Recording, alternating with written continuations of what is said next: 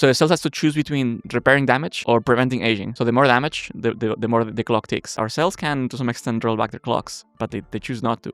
The end goal of biomedical technologies would be giving us increasing freedom to make all of these choices. Indefinite lifespan, time is not as limited. And maybe there's even another layer, which is, maybe we even get psychological interventions. You could say that with Ozempic, it's the first button to press. Like, I wish I was skinnier, granted. I wish I was smarter, granted. Or I wish I was more viable and less ADHD, granted. Every once in a while, I'm digging through all this longevity literature and I'm thinking, this is so complicated. We don't understand anything. But then I come across something and I'm like, is this actually simpler than we realize? We have CRISPR already. We have tons of molecules. We have billions of molecules that is good you could use. The TFs, we know the entire genome already mapped. We have viruses to go many cell types. We have tons of compute. I think the tools are on the table. The workshop with which we will build the cure to aging, it's already set up. I always need to actually spend time in it. Welcome to the Free Radicals podcast, where we interview the scientists and builders working to dramatically extend human lifespan and bring about a sci-fi future where humanity has full control over biology. Today's guest is Jose Luis Ricón Fernández de la Puente, author of the popular blog Nintil and head of theory at Retro Biosciences. Jose is a prolific blogger, covering a wide breadth of topics across economics, philosophy, progress studies, science funding, much more, and of course, longevity. His writing has been published in A16Z Future, Works in Progress, and by the Adam Smith Institute. And his writing previously won him a fellowship with Emergent Ventures, Tyler Cowen's competitive program for intellectually ambitious projects. In this interview, you'll hear how insightful Jose is about deeply technical topics in biology. And you'll also see why Retro Bio is eager to bring him on as their head of theory, the only role of its kind in the entire biotech industry. Our conversation is wide-ranging, spanning a deep dive on Retro's work to replace and engineer microglia to rejuvenate the brain, and how our cells have the ability to turn back the aging clock but choose not to. We also covered the technological stagnation and why biological engineering is the new frontier of progress, as well as philosophical topics like transhumanism and how a future of total biological control might impact our values and way of life. As context on Retro Biosciences, they were seeded with $180 million by OpenAI CEO Sam Altman to develop therapies to prevent and reverse age-related diseases. And they are widely recognized as one of the leading AI for longevity companies. Last week, we hosted Rico Meinl, the head of applied AI at Retro, so make sure to give that episode a listen as well. I am your host, Daniel Schur, and my co-host, though he couldn't make it for this episode, is Eric Dye. I hope you enjoy this episode of the Free Radicals podcast. Let's start with an easy one. What's aging? That's a good one. So, and it's a hard one because one definition of aging, or like one I like to use, is a decline from some state of fitness. And it's like, well, what does that mean? If you take, for example, the age zero, to say what is age zero, you could say, well, age zero could be when you're born or before, or age zero could be, or like, how far do you want to go? Like, to some extent, the process that gets you to be older, let's say from like 30 to 80 and so on until you're dead. If you look at that process, you're like, that process begins before you're born. That process of like a slow accumulation of damage. That's one way of looking at aging.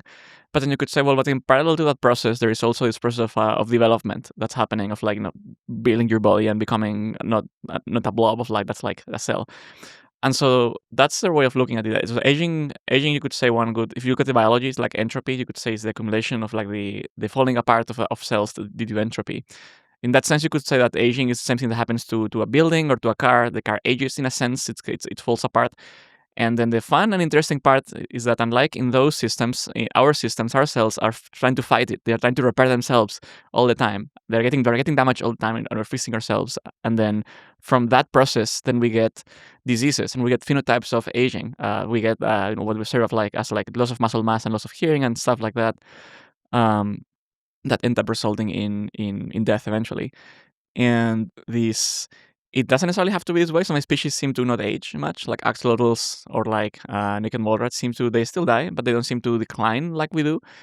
Or some cells in culture, like induced pluripotent stem cells, seem to be able to be in culture roughly keeping a similar state for a very long time, much longer than normal cells you keep in culture. So basically, if you can do more repair than you get in damage, you can kind of like stay unaged for longer. One of the things that you've argued on your blog is that very central to aging is DNA damage. Yeah. Can you talk about what that process is that's occurring on a cellular level? Yeah, so well, cells have DNA. This is like all cells, and all cells in your body have the same DNA, roughly. No, T cells don't; they're very different. But so every time your DNA is basically like DNA is like flopping around inside the cell across different chromosomes, and it's getting damaged. So sometimes the double helix gets like you get like a nick on one side, or you get like double like so-called double strand break, or you get everything from your skin. You have like a UV radiation hitting your skin all the time, or you have if people that smoke they get that also as well in those cells, and so the cells has to repair the damage, and so what happens is that seemingly um, when that damage to the DNA causes the way the DNA is folded to change slightly, and over time that like accumulates into basically aging. So basically, we have in a way DNA damage is what makes the clock tick. DNA damage is unavoidable. Like you can repair it faster, and you can repair it better or worse. And our cells can do more repair than they do at base, and you can upregulate DNA damage. Many of the things that people point at that extend lifespan, like caloric restriction or rapamycin and so on, they ultimately upregulate DNA damage repair. It's one of the core things that across every species boosts lifespan, and even in species that live longer than humans, like bowhead whales, they also repair damage much better. The nice correlation between the more you live, the better the damage repair you do. Um, there was one theory or like one because like intuitively it seems to make sense that if you get this damage, the DNA is kind of like bursts up and has to be repaired, and that if you think of that as a bit of a scar, maybe it makes some intuitive sense. There's another theory on top of that that was put forth by it was either David Sinclair or Lenny Guarente a while back, where they argue that the same very same proteins involved in DNA damage repair, like sirtuins, or even the polycomb repressive complex and others, are also involved in keeping the chromatin, the way the DNA is folded, in its proper state. So the cells has to choose between repairing damage or preventing aging. So the more damage, the more the clock ticks. If there was no damage, then the cells could just stay, just like those proteins would stay in that healthy state. But because there is damage, they have to go and do their thing. That makes it was mostly found in yeast. In humans, there seems to be evidence that there is something like that going on, because it's true that those chromatin support proteins move to when there is damage to those regions. Um, yeah. It seems you mentioned a really interesting trade-off, right? When the DNA damage occurs, that the cell needs to decide how to allocate its energy between repairing the DNA itself, right? Like avoiding a mutation occurring, for example, like correcting it properly versus correcting the chromatin structure. Is that right? That like if there's a lot of DNA damage, the cell might focus on correcting the DNA damage itself, and then you lose the chromatin structure. Yeah, you can think of it as like short-term gain for long-term pain or something like that. You could say it's unclear why did you evolve to be this way. I mean, there are stories about in yeast about like nutrient sensing and like but like it's kind of unclear because you can have both. Um, there's another argument that goes like this: that you can think of this or the why is it this way as akin to sleep. Like, why do we sleep? It's kind of it's evolutionarily it sucks. You have to shut down the whole thing for hours. Why didn't this evolve away? Well, maybe you need to shut down everything to do this. So maybe the reason we can't just be younger forever, or it's hard to have beings that are like that, is that in order to have this fixed damage, or rather, in order to go into rejuvenation or like fixing chromatin mode, then you're not doing damage repair. So you're very vulnerable to anything. Anything could kill you, maybe. And so maybe that's why it didn't evolve. And maybe that's why species that live longer are typically species that are not typically like predated much, so they can spend more time on repair. But it is really puzzling to some extent, because our cells can, to some extent, roll back their clocks, but they choose not to. Yeah, tell me more about that. When do our cells choose to turn back the clock? So one example in our cells, or the classic example, is in the during embryogenesis. So we have the egg, the sperm, and the eggs are kind of kept in women through their lives. They are made at the beginning, and they stay there kind of okay without changing much. The sperm doesn't. The sperm does accumulate more mutations and it gets more aged. But when they combine, seemingly their age gets wiped out. There's this process that happens in the embryo. It's called ground zero in some papers, and that's where aging begins, in a sense.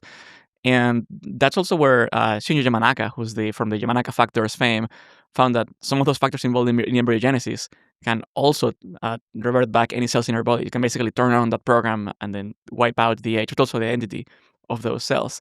Now, other of our cells also can do this to some extent.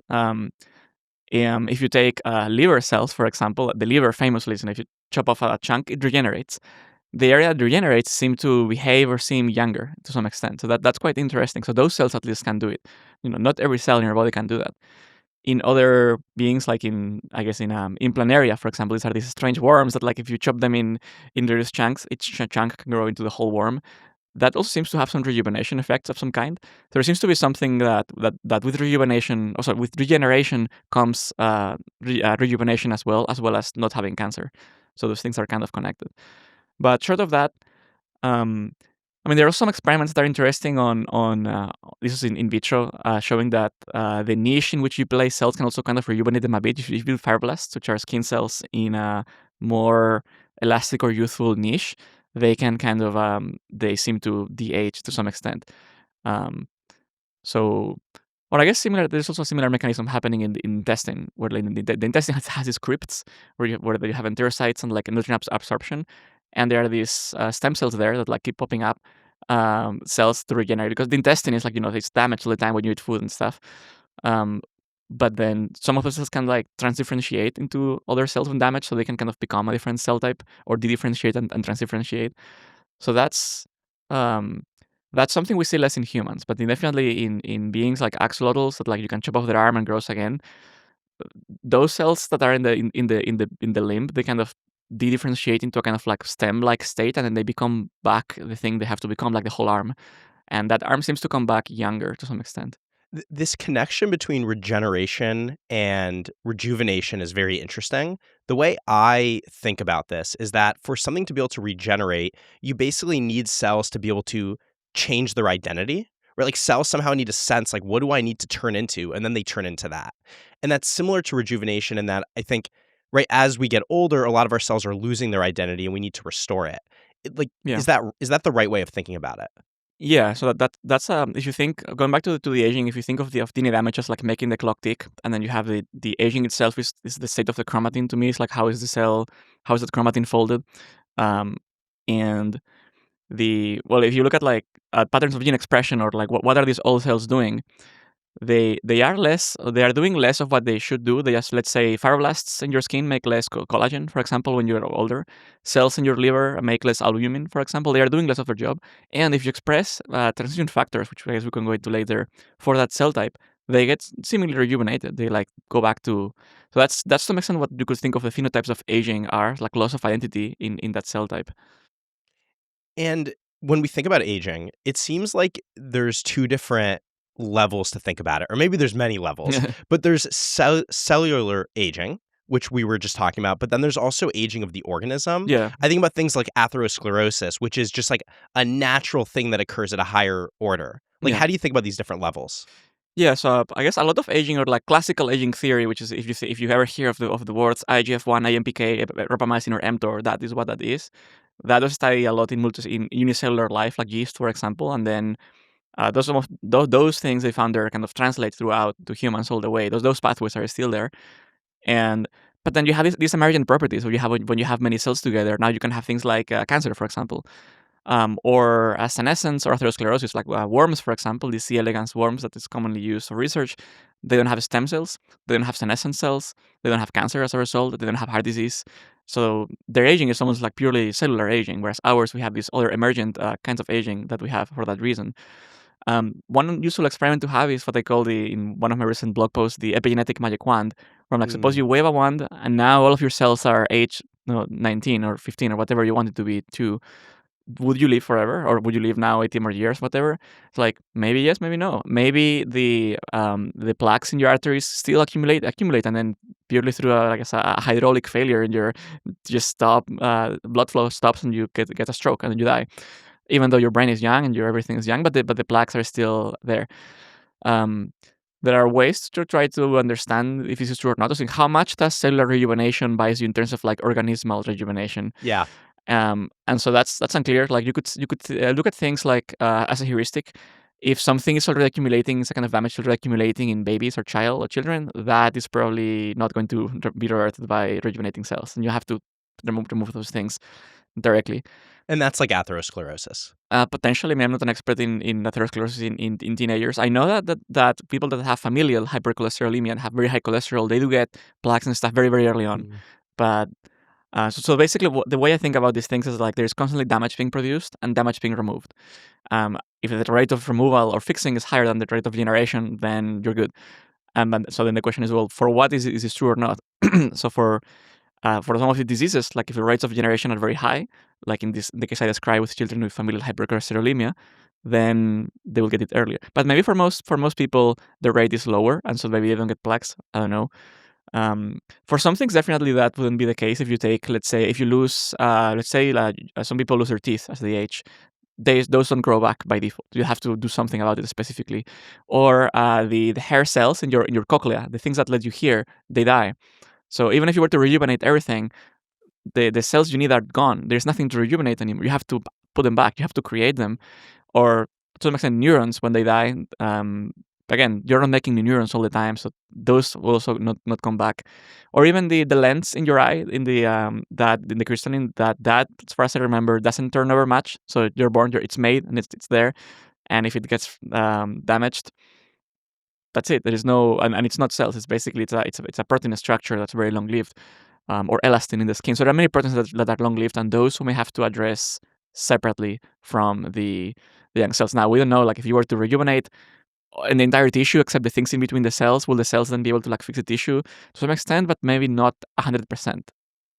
So, what do you think the priority should be? Should we be focused on curing cellular aging through things like reprogramming, or should we be focused on the more macroscopic damage that needs to be fixed, or be focused on the missing cells that need to be replaced? I mean, on everything. I mean, there's room to do everything. Like at Retro, for example, where I work, where we are pursuing a strategy of like cell replacement, as well as trying to fix things in situ as well. And yeah, because currently, I guess the field of longevity recently found itself like finding it's like, well, this is it moment with reprogramming. It's like, oh, this is it. This is the thing that's going to fix, and that is the one thing. Um, the one thing that seemingly and robustly reverses age. Like there are not many things that you can say that you could claim that reverse age. Many things slow down age potentially, but like the experiment where you test something and then wait, and the thing you take away the thing you were doing and it stays there. Not many things. And reprogramming is like, this is it. It's like in the past people talk about antioxidants and telomeres and a bunch of other things. And people say, is this time different? I'm like, yeah, this time is different. Those things never did what reprogramming does. So I would say that given that we know how to do that, so we should focus on reprogramming now. Because also pragmatically, you can test those things in vitro. You can reprogram in vitro and see is it working. Whereas other things might be harder. But also, I guess atherosclerosis, to give an example, there are already companies working on removing the damage, or removing the plaque. So that's already kind of being worked on. I guess for us, or I guess for one person, I guess there are two parts to the answer. One is what should one work on? And that's a very personal question. We work on what we work on at Retro because we thought that there was an opportunity to impact disease in an age-related way, as in with targeting aging biology, and a way that no one else was working on. So we thought that this is not going to be, if we make a GLP-1, there are already many GLP-1s, no one's really going to marginally benefit from this. But if we replace all of your blood cells, or if you replace your microglia in your brain, who's going to do that? And it's like, what does that get you? It's like, well, someone should do it. And we've brought up reprogramming a bunch of times. For people who don't know, can you explain what reprogramming is and why it is so amazing? Yeah, so reprogramming is typically referred to, or like people use the word reprogramming sometimes to mean different things. I use like reprogramming to refer to something called Yamanaka or OSKM based reprogramming, where you take a normal cell from your skin, for example, and you make it into a so-called induced pluripotent stem cell, which is similar to an embryonic stem cell. So basically, a cell that can become any or most other cell types that also has its age wiped out. This is the interesting part, that you can take a cell from an old person and a cell from a young person from their skin, reprogram them, and the results, and then you could, let's say, if you take a skin cell, you can make a skin cell again from that cell, and the results are very similar. They're very much like all this damage they had is gone. Not 100%. The mutations remain, for example, but the cells have remarkable ability to work around DNA mutations to some extent. So that and that is permanent. So you de-age the cells, and that's a genuine age reversal. It doesn't bounce back. It stays that way. It's real. And you can even grow a whole new organism from that cell, and they will be young and then get old like a normal. Yeah, so that was an experiment. There was experiments from this is going back to the early days from John Gurdon. So before reprogramming, so in reprogramming, what you do is you add molecules or kind of protein called transcription factor to cells, and then you get these stem cells. But before that, there was this experiment where you could take, let's say, a nuclei from the skin of an old mouse or a frog or something, and then put that into an egg. So it's basically cloning. And so you could think of Dolly the sheep, for example. Well, Dolly the sheep came from one such nuclei. Now, Dolly the sheep wasn't immediately aged; it wasn't born aged. So something happened that wiped out the age of the nucleus. So we already knew this was a thing, and then Yamanaka found a way to make it scalable, to make it be able to do it for other cell types, and I guess without having to use eggs. Yeah, and so the amazing thing with reprogramming is that, again, we can turn a specialized cell into a stem cell, then you can turn it into anything, and you also it turns the age back to zero, which is amazing. So and it's one of the things I think, right, that spurred a newfound interest in funding into the space of longevity because it's very real and impressive. Yeah. For a long time, iPSCs, these cells and this process, we have known how to make them for a long time. So these are not a new thing. And the idea of making, you could imagine being able to, let's say, make cells from iPSCs that are young and then put those cells back into people. That's called regenerative medicine. This has been known for a long time. Before Altos, Calico, and like these aging companies before us, that was there. But it became more exciting recently because of something called partial reprogramming. Because with regular reprogramming, if you were to turn on these factors into a mouse, for example, the mouse becomes a blob of cancer and dies. Because you don't want to be a blob of stem cells of age 0. You don't want to be age 0. You want to be same identity and somewhat younger. And so Alejandro Ocampo, who is one of our advisors, and a pioneer in the field, he found that if you express these factors a bit and then stop and apply them a bit, so-called partially, then you can get the rejuvenation effect, but the cell goes back to the identity of origin. So you get some rejuvenation without loss of identity.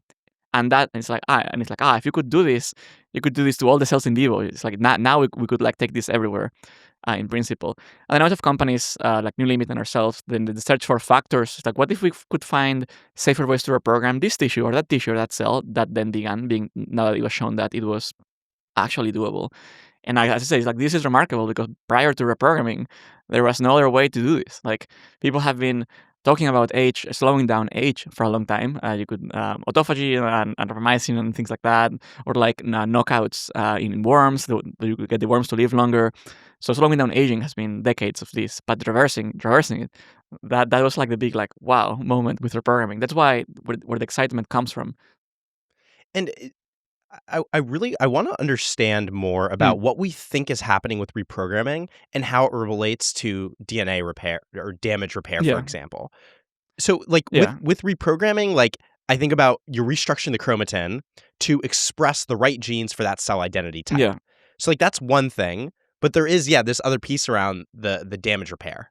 Yeah, I mean, it's unclear exactly, like, mechanistically how reprogramming works. We don't know that you express factors. I guess for my explanation, these factors are basically, you could think of them as keys that go into the DNA and like turn on a program. So, for example, instead of having to turn on 100 genes one by one, if you turn a key here, let's say you turn on NF-kappa beta, which is a TF, you turn on the inflammation program. Or if you turn on OCT4, SOX, KLF, you turn on the pluripotency program. And then that program then shuts down the somatic program for the identity and you get pluripotency. Now, during the process, there is an increase, a drastic increase in DNA damage repair capacity. There is also an initial burst in mitochondrial function. So the cell is seemingly, so mitochondrial function goes up and down. So there's an initial burst of like tons of work being done of some kind, and then it goes back down. And if you look at steady state on iPSCs, they're doing, I think, I don't know if the numbers are like at least an order of magnitude more DNA damage repair across every pathway of DNA damage repair than somatic cells. So is DNA damage repair causing them to rejuvenate? Because you could imagine a model where if you induce enough damage repair, the cell can then catch up and then go back to doing this like staying young part. Unclear, because no one has like done that yet. But I think it's probably not just that. There's probably something about like reopening and like loosening chromatin that was closed and opening it up. Like we don't know exactly, like mechanistically, like move by move what is happening in what order. Would my intuition be right that the reason iPSCs have much higher damage repair is because typically an iPSC, it's an embryonic cell, it's about to divide a ton of times, which is extremely stressful on the genome. Am I right that it's increasing its DNA damage repair ability in preparation for all that mitosis? Not quite. I mean, it's hard to to say because like it's hard to take an APSC until it like stop dividing because they Yeah. want to divide. That's why they live. But no, if you take let's say normal cells in culture that are also dividing all the time, they divide in 20 to 24 hours. It's at the same time. They age, and iPSCs don't in vitro. I mean, they get messed up sometimes. The chromosomes can get messed up eventually, but they don't. Um, they don't like age that much. You can just keep like passaging them, and they still happy much longer than normal cells. Yeah, I think I was trying to find once what's the longest someone has kept an APSC in culture. And it's like in years, I think. Um, so it's unclear exactly. I mean, the thing is that what we learn from it is that there's capacity in the cell to do all that repair. So cells are able. We don't have to edit any genes. Cells just have the machinery to do it in them. The thing is, if we knew how to switch it on. And that's another thing. Every once in a while, I'm digging through all this longevity literature and I'm thinking, oh, this is so complicated. We don't understand anything. But then I come across something and I'm like, oh, is this actually simpler than we realize? So you made a comment in one of your articles about how we already know some of the longevity genes, like FOXO3. Like we've seen that extends lifespan of Yeah. different organisms. So is that a huge challenge? Are we just trying to figure out what's the right way to activate FOXO3 in humans? Yeah, I mean, so FOXO3, also known as DAP16 in worms, it's a gene that you could say, if we talk about transcription factors as keys to turn on programs, FOXO3 is the one for DNA damage repair, or repair reconstruct. It also turns on autophagy and antioxidant responses. So instead of being like, there are all these little genes here and there, you can just turn on that, and then you get the benefits. We know in humans there is evidence from genetic studies like GWAS of like if you have the right FOXO3 SNP, you live a bit longer because you have more active FOXO3 and like interesting, that's promising. And there's a recent paper from China from Guanghui Liu, who is a student from Epicio Belmonte, a fellow Spanish person in longevity. He's like now at Altos, and also the PI of Campos. So it's all kind of connected. And they overexpressed FOXO3 in mesenchymal stem cells injected into monkeys, and the monkeys seemed, I wouldn't say rejuvenated necessarily, but like de-aged, or like they're phenotypically younger, not necessarily intrinsically de-aged, but it did something there. Now the thing is, suppose you could maximally turn on FOXO3, you could just like blast FOXO3 into something. Would that age? Probably yes. I mean, the thing is that there are probably more things going on than just FOXO3 on. Like people have taken, let's say, mice and just like blasting with FOXO3.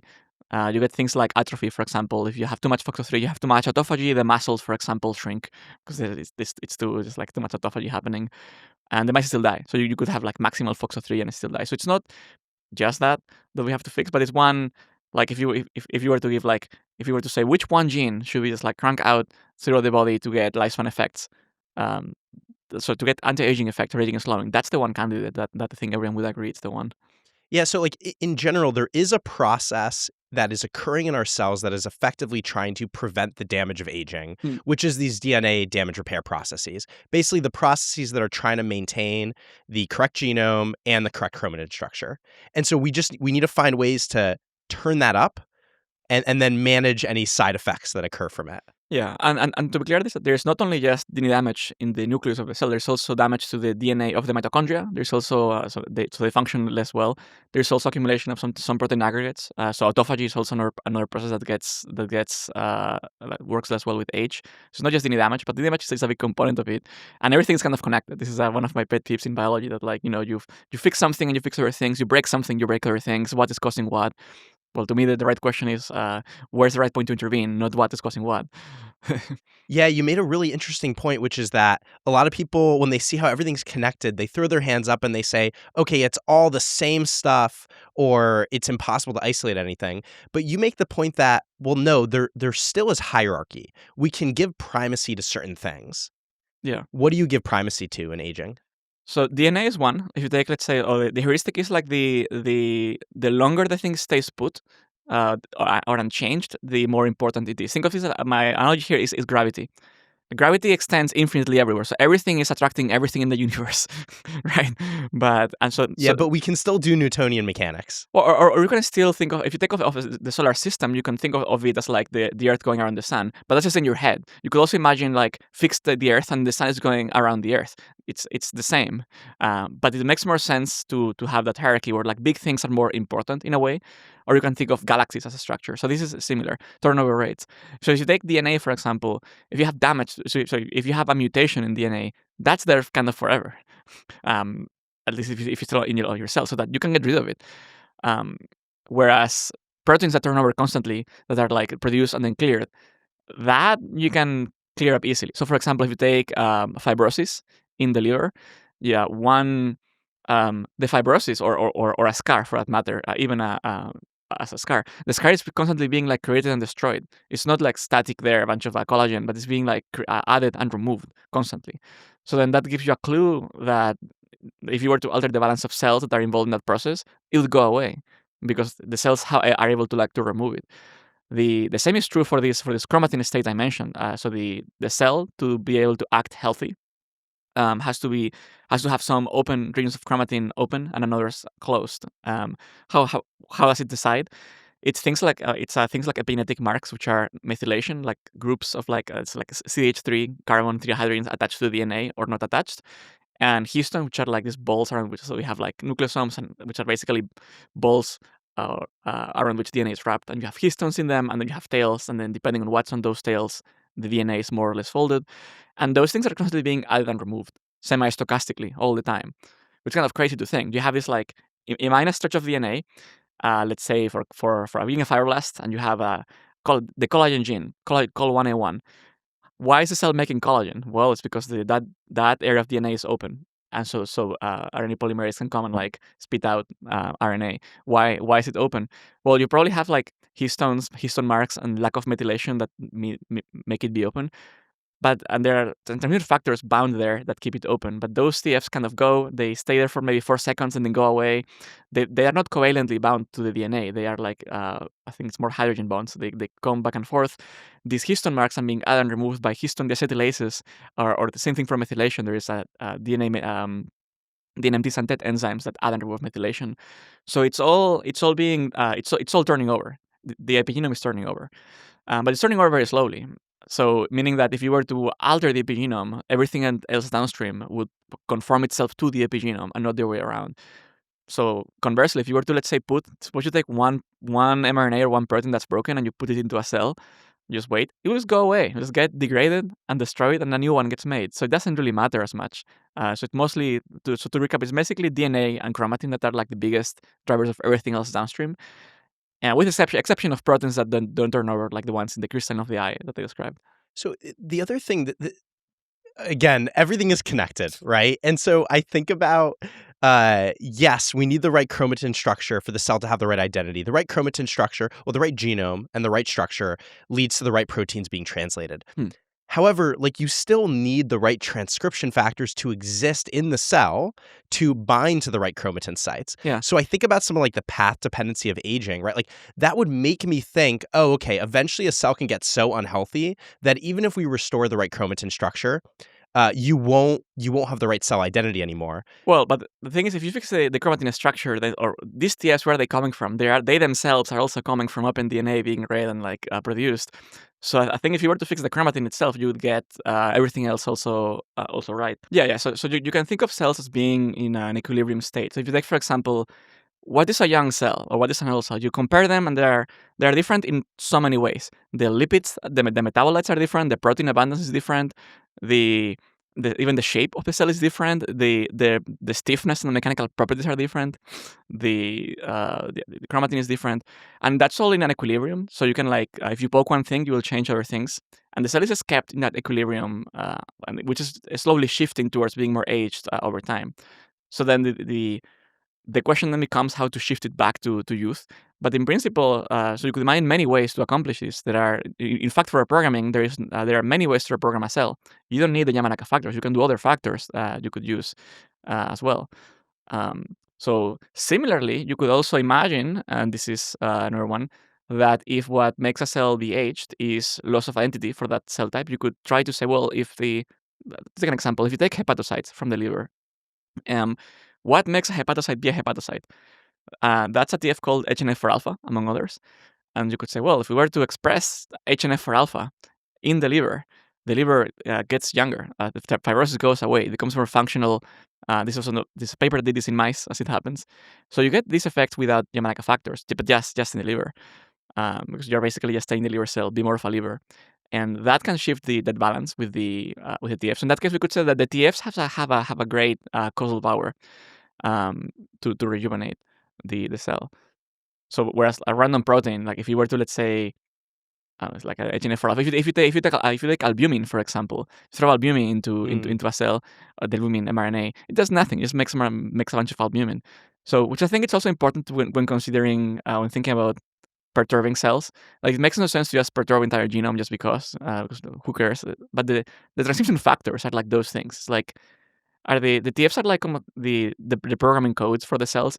All their genes are like kind of just like downstream effectors to some extent. I mean, there are feedback loops and stuff, but the TFs are like the things that can like are able to really shift the cell state to other places. And that's because TFs are acting at the epigenetic level. It's because they act in a coordinated way. So they shift entire programs across the entire cell. Like the cell has to find a way. Like if you take, let's say, inflammation or as a process where you have to make cytokines like IL-6, IL-1, and TNF alpha and like do other things, it would be kind of crazy to build regulatory elements for every single thing separately. So instead, you have these programs that like you turn one thing on. Like literally, what TFs do is like they will, let's say, NF-kappa beta, to an example, they will go around the DNA and bind to the genes for that program. So let's say if the motif is like CCAAATTTA as a motif, that's TF will like almost like a CRISPR guide bind to that area there in the DNA and turn on those genes. That's how they work. It's very clean in a way. So which means you can also identify what are the genes controlled by a TF. If you find those motifs in the DNA, that's the things that will be turned on by that one protein. So you're switching on everything in the entire genome instead of being like this and this and this and this and this and this. Like if you want to do with CRISPR, for example, suppose you wanted to like CRISPR activate 100 genes. Naively, you would do 100 CRISPR guides. And it's like, that's a lot. That's so much work. So you can have one TF that turns everything on. And so do you think the rejuvenation program exists somewhere? I.e., is there a set of transcription factors that will turn on the program we care about? Or do you think we're going to need some type of synthetic transcription factor or synthetic set of some factors to drive a new kind of program? So it depends. So so we seem to have a regeneration program that comes with some of the aging effects, and then we have because if you think of the Yamanaka program, it's like normal cells don't do Yamanaka reprogramming on their own. You could say it only happens in the uterus, in the embryo, in a very controlled environment for one given cell type, so the egg and the sperm. That's where it's supposed to happen, and then we are like forcing it to happen somewhere else. Could we, let's say, force the program that happens in the liver to happen somewhere else? In principle, yes, because the DNA is the same everywhere. I don't think we will need the TFs that we have are the same and then everywhere. And in principle, the ones we have could just work. The thing is that some of these TFs are either short-lived. Sometimes you can like put them in a cell and then they disappear. They are not very effective. So that's where modifying the TFs could be of interest. So for example, for many years, people have published papers where they, instead of doing let's say 4 Yamanaka factors, you could maybe modify some of them, and then instead you need two or three if you make them more potent. So one approach one could go from this is you could either combine existing TFs, that's what New Limit is doing, for example, or you could say, well, can we make the ones we already have more potent? And we kind of know, I mean, you could use AI to do this as we have, but even just looking at the TFs, these proteins are not like random. They have domains. We know what they do. We know what makes them go into the nucleus and stay there. We know what makes them go out from the nucleus and like hang out outside. So you can kind of rationally design them to some extent, especially with AI you can go further. But at least to the proof of concept to find the thing, you can do it. You can do it with the existing ones and then tweak and improve. For when you're making the final medicine, you would take it to a person. You brought up planaria earlier, and I've noticed a few references to Michael Levin on your blog. Can you talk about how Michael Levin influenced some of your thinking about biology? I'm used to this because I think I got into Michael Levin before everyone else. Maybe people got into it because of me. Now normies like me are into Michael Levin. So yeah, I remember I found about the guy on YouTube a while back, and I'm like, wow, everyone. And And then I pointed this out to Alison Dudman from Foresight Institute. Like, you should have this guy on your talks, and then it spread from there.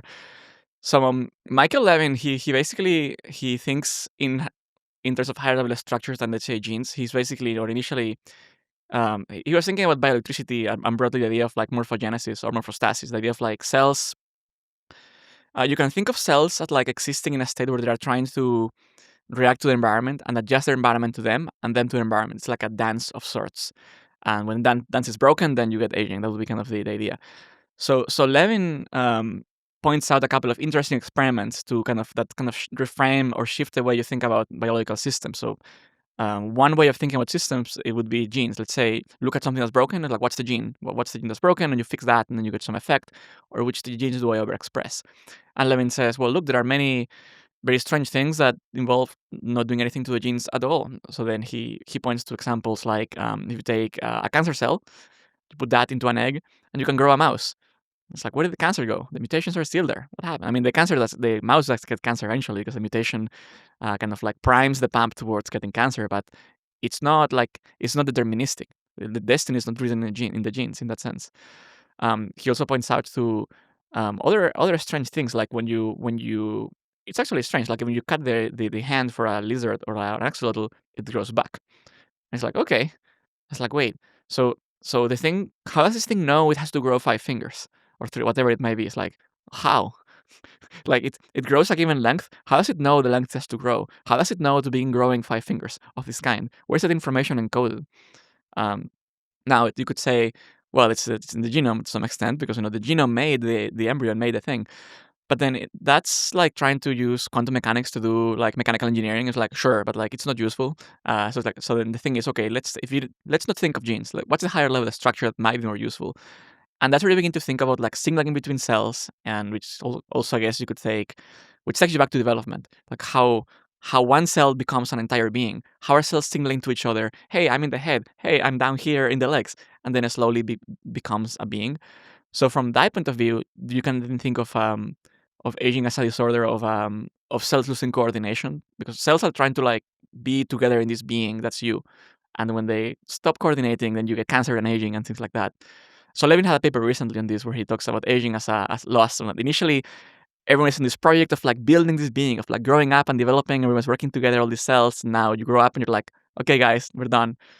And then there's less of a going in together direction. There's less of additionality, and then that's kind of gets lost. Whereas, so I guess to me the important thing with the Levin way of thinking is to challenge the let's say the primacy of genes, like to think of things beyond genes when thinking about how to fix biological systems.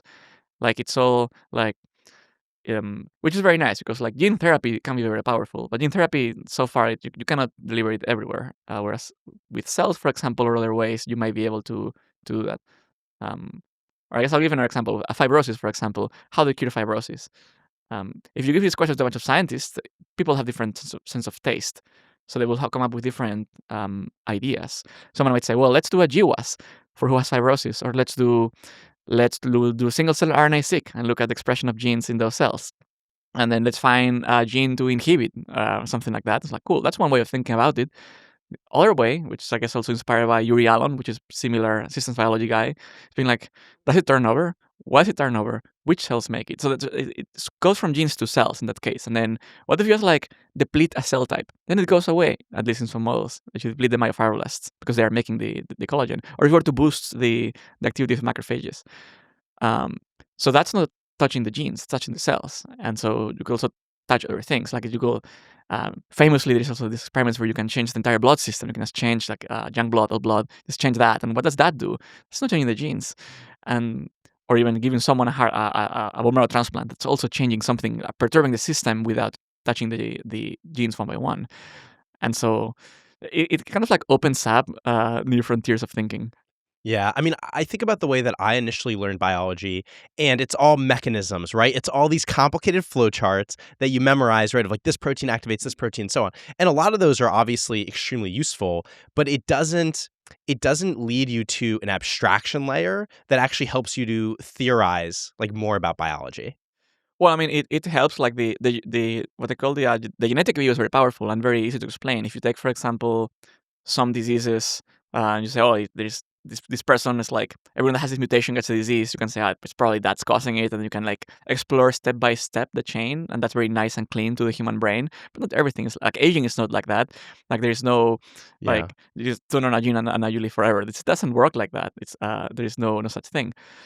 Um, and so yeah, I think it's like it's sometimes the case that like what works isn't necessarily what's explainable. Like we tend to like, especially people that are like maybe somewhat smarter or somebody even that maybe that have. I mean, I guess I come from a more non-biology background.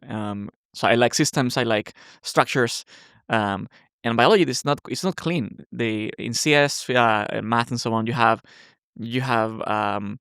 entities that are crisply defined, or let's say in physics, there are like so many entities. There's the standard model, there are laws, and that's it. It's very clean. But in biology, it's not like that. I mean, it's very much like a hot mess. And so you can do two things. One, you can try to find small things where you can impose a model and be like, yes, this little thing causes this little thing, great. Or you can give up, be like, this is too hard. We need AI to solve everything. We cannot do anything. Or you can give up, or you can be like, we don't need to understand everything. Or at this small level, we can build another level on top, and then look at that level, what's happening. Like we don't need like full mechanistic evidence for everything. That would be similar to like we don't need to know how every molecule of water is bouncing around in a glass of water to see that it's boiling. For example, we just need, oh yes, there are bubbles. We don't need to know exactly why. Yeah, and this is one of the things I think that Levin really emphasizes, right? Which is one of the things that's unique about biology is, when you're repairing a car, like the car is inert, like you're just trying to fix it. Yeah. But when you're trying to like repair like an organism, you're talking about individual agents at every level, right? Like each cell is trying to accomplish certain goals. Each tissue is trying to accomplish goals, right? It's gonna respond to what you're doing. And Levin almost frames it as like, what if we thought of the body as like an alien, right? That we're like trying to communicate with. Yep. Like, how do we give it the right goal? Yeah. I mean, so cells, for example, in the analogy of the car, for example, where you have like damage happening to a car, and the car is just passively taking it, and then it just breaks.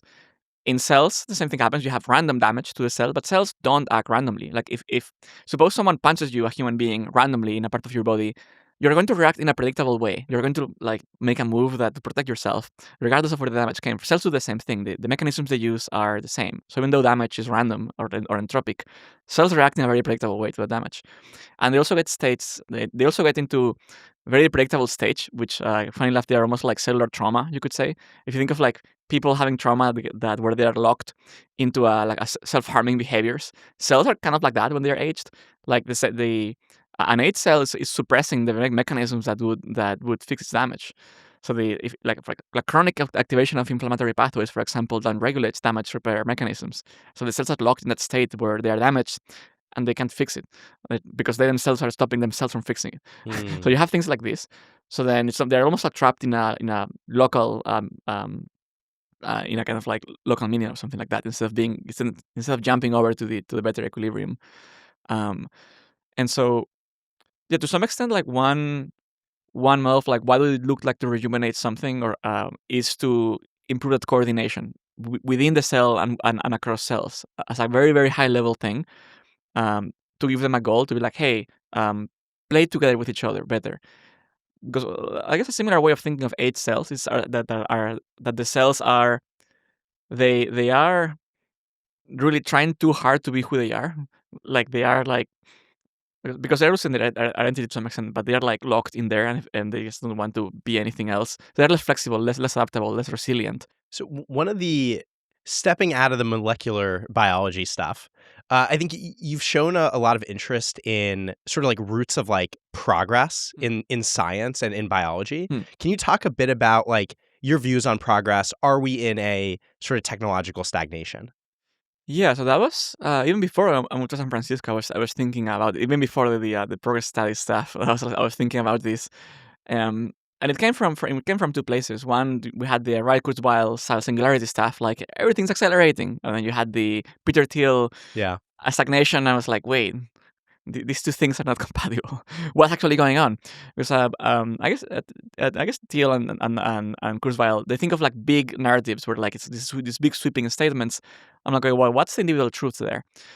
So I spent a bunch of time writing about and looking at different areas of technology and being like, okay, is Moore's law slowing down? Are we getting better at making at like, or the costs of like electricity, for example, are they going down? Or like biology is making progress? And then in some areas, you can see genuine stagnation. You could say physics, for example, fundamental physics, not much has changed in a long time. And maybe we're kind of done with physics. That's fine. There are some things to be resolved, to be sure, but probably not like nothing that will be used to do faster than light travel or like the time travel and stuff. Wait, really? Do you think that? You don't think we'll ever like give our society infinite time? You don't think there are like deep truths about physics to be discovered that will enable, I don't know, incomprehensibly good technology? I don't think so. I mean, there's a paper from I think Sean Carroll on this topic trying to prove this formally. Physics is yet to be complete. Like the unification of quantum mechanics and general relativity has not been done. Yeah. So there is something left to be done there. But like um, there are phenomena that happen. Let's say when you have like very small things going very fast, or like massive things, that would need that to explain. But sort of, except for those systems, for like phenomena you can observe in like day to day life that you can use for useful purposes, I think they're very much what you see is what there is. Now there are lots of things to unfold. Like if you take material science, for example, now we have better battery chemistry than we used to have. There is no fundamental physics discovery involved in that, but we still got some improvements. But if you take, let's say, is there, at some point we discovered, let's say, electromagnetism, for example, or the nuclear force, and we have nuclear energy and we have magnets. Is there a new force we have that we don't know that will let us do something crazy? I don't think so. Very disappointing. Sad. I don't believe you. It's like the Metallica song, "Sad but True." But No, I mean, yeah, it's really funny though, because I think so my initial interest in longevity was I was like interested in physics and like sci-fi stuff as a kid. And I really wanted to go to other planets. I want to meet aliens, right? I want to discover the secrets of the universe. But we don't have faster than light speed travel, and like stuff takes a long time. So I was like, all right, we all have to live a lot longer. And I found a lot of people in longevity, I think, have had similar ideas, right? Which is like they want to see everything there is to see in the universe, and they want to understand like deeper truths. But it's funny to think that, I don't know, in terms of fabric of reality, which I guess I think of as physics, but maybe not. It's like maybe there isn't actually that much more to discover.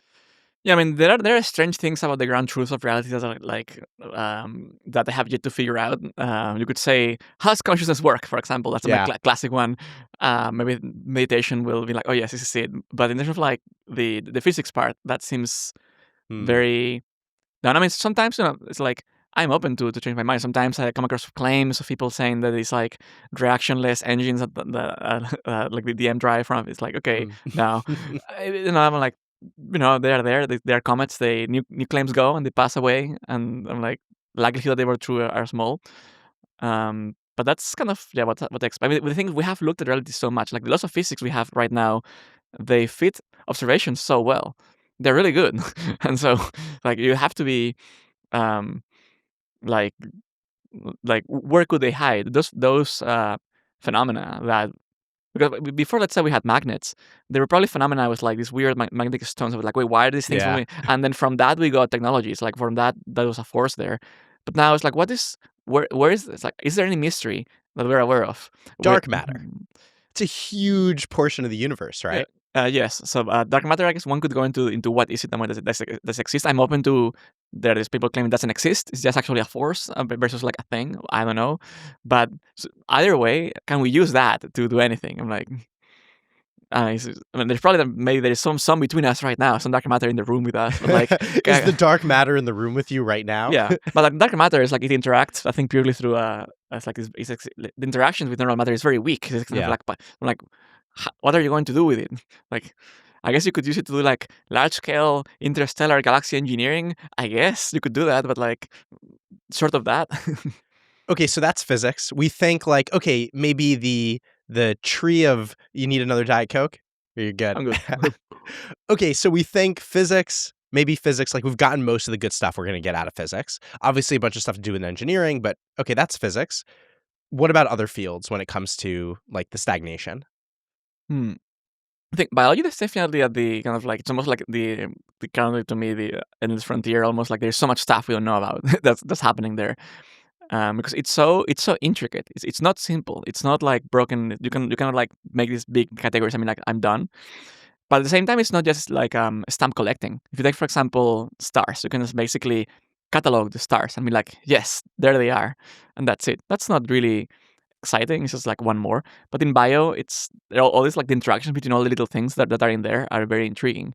And so figuring out how that works still there's plenty to go. I think in bios. I think biology is definitely the area where there's like because we know there is much more we don't know.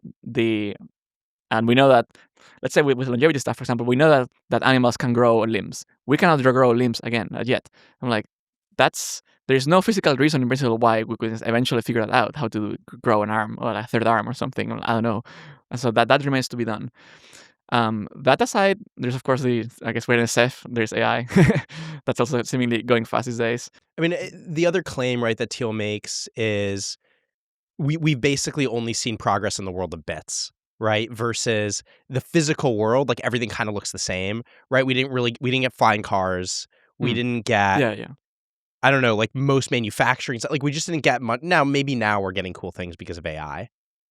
Yeah, I mean, to some extent, yes. But I'm less sure on that one. You could say, I mean, there's say that the future should look like the future. If you take some cities in China, like Chongqing, I think, Shenzhen, or Singapore, it looks like the future. That's because they went for it. It's not like the US could look like that if people Yeah. really, really wanted to. Or like if you take this room, for example, like that camera looks like a camera that could have been from 50 years ago, but it has better optics. Now we have like conversion like shapes and things that are really good for what they do. If you take a restaurant, the idea of a restaurant or like um so I touched on some of this in my meta science article in my last one from 2 years ago where I say if you take the laws of physics and the way the human beings are like our constraints, then some things just fall from there almost semi-deterministically. If you take, for example, I use the example of restaurant. Human beings like food and like to get together for food, and they're a certain height. You're going to need tables, and then you're going to need things to put the food on because you need cleaning. So add those constraints, and you have with restaurants. Restaurants haven't fundamentally changed since forever, and they will never. They will, as long as human beings are the way they are, they will never change. You can add bells and whistles like rocket sushi and like this like Yeah. conveyor belt, but it's basically the same idea, and that's not bad. So the thing is, stagnation doesn't mean no one is trying. It maybe means that that's where the equilibrium or where the optimum is for many things. Or flying cars, for example. People have been trying to make flying cars. It's only recently when I guess the power per weight of motors getting to the point where you can kind of have flying cars that are affordable or like that makes sense to some extent. Or self-driving cars, for example. Now here in SF, I came here on a Waymo. Same. We didn't have that 10 years ago, so that's new. It's still a car, you could say, but again, why does the car look like a car? What should it look like? Wheels are pretty good invention, and you need space to put people in. People like comfy seats. You add these constraints, and you end up with what you end up with. So we have a lot of constraints because of our biology. Hmm. What do you think of like transhumanist ideas? Like, do you think in our lifetime fundamental aspects of human biology are going to change? Hmm. I mean, the aging part is the one I've thought about the most, I guess. The hypothetical where you could live radically longer lives. As in, what does that do to people? Because right now, everyone lives there. There's, I guess, a life arc where you grow up, you maybe find a career, you settle down, and then you become a kind of guy. You're like, that's who you are, and then you do what you do, and then you die at some point. But if you could live much longer, you could say, well, I just want to be a Buddhist monk for the next 10 years. And then I'm going to be a movie director and then go back to doing software if there is software to be done and then go back to whatever. So it becomes, I think, hopefully, and some people say that death gives life meaning. I don't believe that. I think if we live longer, people will just have more fun and like take things more lightly instead of being like, oh no, I have to hyper optimize everything. I only have so many years. I have to like, oh no, be like, just chill. It's like just live life. I mean, you can do that already right now, but if you had more, you could just do more things. You could be like, okay, I'm going to do this thing now, and then I will finish this life arc, and then I will have this other life arc, and do this other thing, and then do this other thing, and so on, and then you just change over time. So that could be one where you could have this. For women, for example, women is like this biological clock ticking Yeah. for kids. If you take that away, for example, if life becomes less driven by external constraints that are imposed on you by your biology, and more like it feels more, can be more in the moment to some extent. Like there's no like let's say existential FOMO of like time is ticking.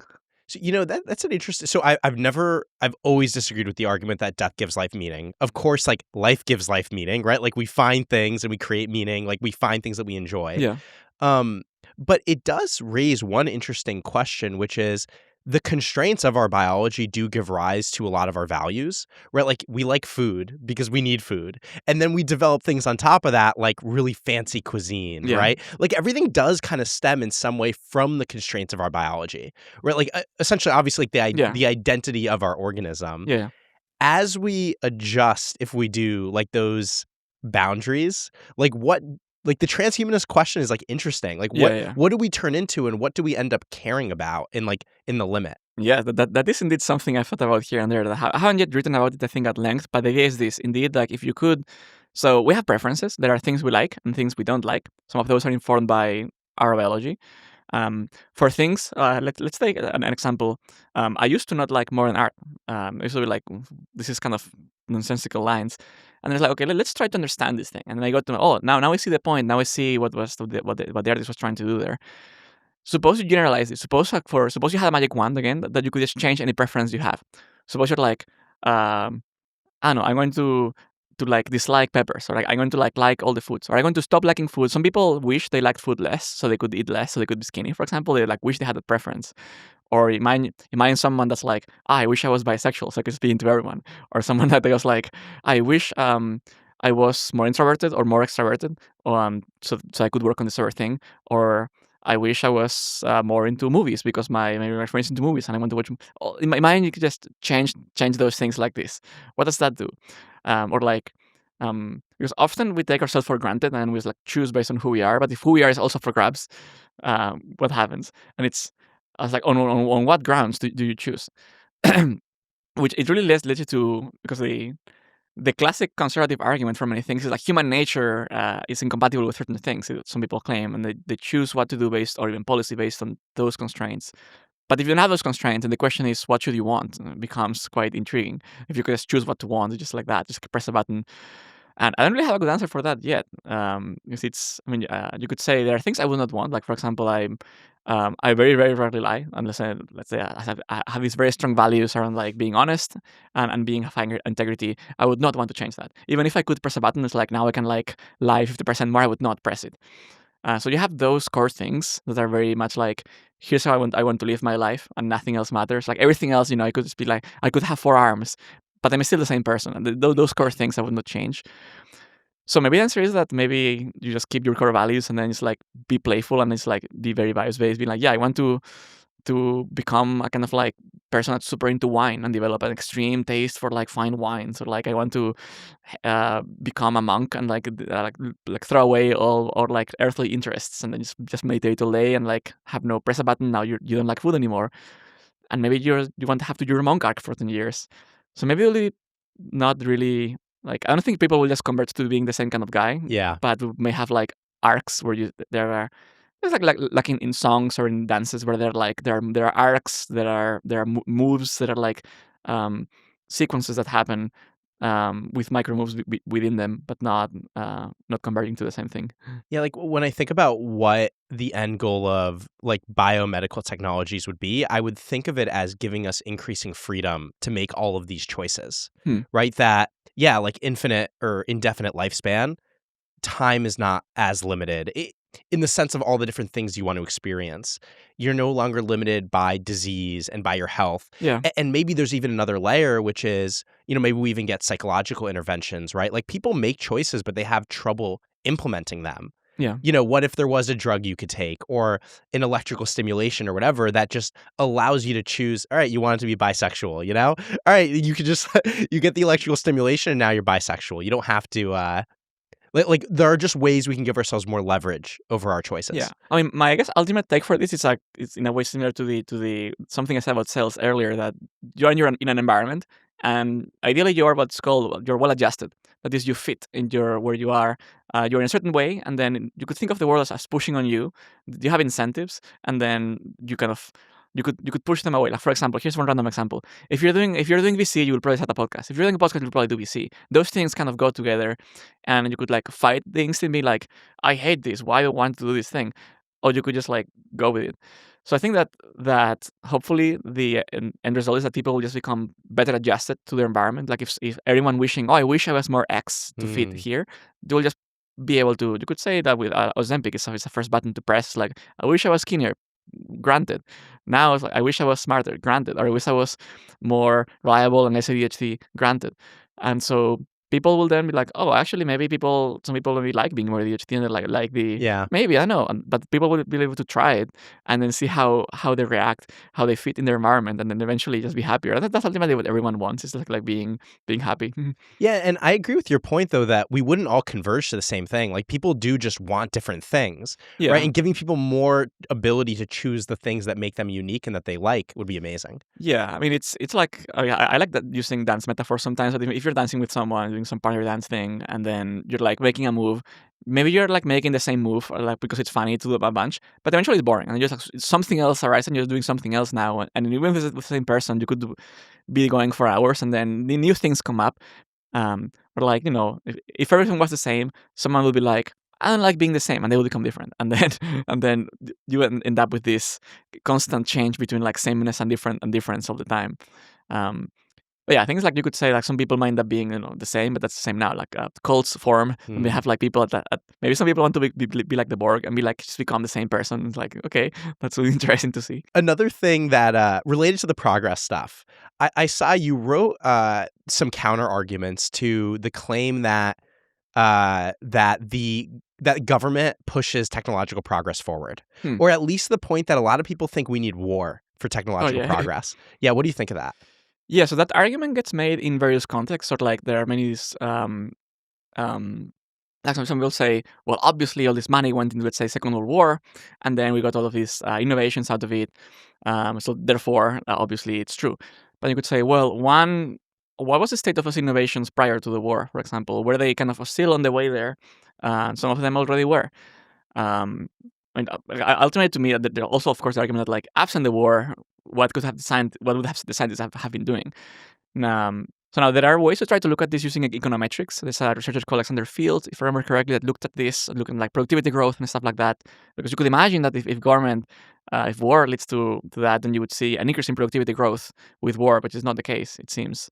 I personally like doing both. Like, I think if you just look at aggregate statistics, you might miss out on the actual truth, because the statistics are coming from models of the economy, not the real economy. So you have to be looking at like both the history of like individual technologies like radar or laser or whatnot, but also the higher aggregates at the same time. There are cases where it might have been true. If you take, for example, nuclear energy, for example, it happened because of government. Now, you could argue in a somewhat spicy way that because it happened because of government, we have less nuclear power now than we would have otherwise. And we had a ton of nuclear weapons. Yeah, because it's like nuclear power, nuclear weapons became forever tainted with like they are scary, explosive, unsafe, military scary bombs because they were pushed into production so quickly. Now, you could imagine a world where there was no war, there was no nuclear weapons, and things could have gone a bit slower, and then we would have had safer reactors, and people wouldn't freak out about nuclear energy, and maybe would have more nuclear energy now than we had otherwise. This is a hypothetical, but like it's not. Given that part of the opposition to the nuclear power is the fear from the mental image of the bomb, this like explosion is so powerful. Yeah, I could imagine that absent that, people would be more okay with it, potentially. Or Chernobyl. You could say, well, Chernobyl is also a really bad reactor design. These catastrophes because they were rushed into production as well. I don't know if things seem to have gone more safely absent the like war efforts, but you could imagine. So that's there. Trying to remember other things. There's also the example of the iPhone. So I wrote this series of blog posts. So there's this book from economist Mariana Mazzucato on the iPhone, where she makes this very spicy claim that the government kind of not quite invented the iPhone, but like invented many technologies leading up to the iPhone. And I'm like, well, let's examine these claims, and it's not quite true. She even to me they're like very like the government, because of its size, has been involved in many things. I would say the U.S. government through things was involved in Apple because they gave a guaranteed loan to a bank that then gave money to Apple when they were starting. I'm like, sure, they were involved in some way, but what was the size of that loan? counterfactually would have Apple not existed, have apps, and no, it's like no, they already had money. So it wasn't quite that. Or if you take Siri, for example, well, Siri did come from, I think it was like government grant to SRI, Stanford Research Institute, SRI, and Siri. And you could say, well, but is Siri the core part of the iPhone? Is what makes the iPhone? And not really. It's like not the, It's the worst part of the iPhone. yes. Or like I mean, think of things like LCD screens, for example. You can basically trace back all of this, and it's not like that. Like, I mean, maybe one could take the book in a more charitable way as an attempt to say, like, the government was involved in many ways, but she's just going too much in the other direction. I mean, like, it was like kind of Yeah. key and core, and like not quite. And it's also really hard to do the counterfactual, being like absent it, what would have happened. I'm like unclear. Yeah, this reminds me of when I was very young. I read some Frederick Bastiat, French economist, Yeah. and he has this one quote that always stuck with me, which was something about like the costs that are seen and the costs that are unseen. Yeah. And this comes up all the time with government intervention, right? Which is Yeah. you don't know the counterfactual, and especially when the government is so big, like yeah, they're involved in everything. And so I think about the example of like the NIH, right? That Yeah. yes, virtually every drug that is developed is a result of government funding. But that's because we live in a paradigm where the government is the primary driver of fundamental research in biology. Yeah. What do you think of that? Like what do you think of the state of biology research? Yeah, I mean that's an interesting one. It's almost like because we didn't have easy natural experiments. If you take, let's say, a productivity growth in many areas, it's, I guess I will give one example of one that was definitely impactful. Stem cell research. A lot of it is in Japan. So the US at some point banned embryonic stem cell Yeah. research, and that kind of really dropped. But that's very much a very blunt, like, you can't do this. Even if you had private money, US can't do this. So those things can affect the research. But yeah, I think the thing with, it's unclear. Like, the thing with basic research is that a lot of it is very much like exploratory and random, and then you never know what's going to come out of it. A lot of it is like, it doesn't really kind of go anywhere. It's very much like, yeah, we found this about this cell type. I'm like, cool. Then what? I mean, some of the research is very very niche, very specialized. Some people say it doesn't. Some people talk about reproducibility in science a lot. That's something that there's even a crisis of reproducibility that some research doesn't reproduce, or kind of sometimes to replicate the research. Doesn't necessarily because it's false. It could be because the people doing the replication, they are not good, or they are not, or the people that did the effects experiment, they forgot to explain something, but the data could have been good. It's like it's not that obvious. Now, so suppose you slash the NIH by half. I guess there were some recent cuts. So we will see in data series and like in trends and patterns and stuff, and like what changed, if anything. Like, that's the only way to know. It might well be that this is like Twitter with Elon. It's like chop the company in half, and it's like Twitter still remains, name changed, but like there it is. Like, you didn't need all the engineers. Could the same happen to the NIH? Maybe, I don't know. Like, for example, if you take the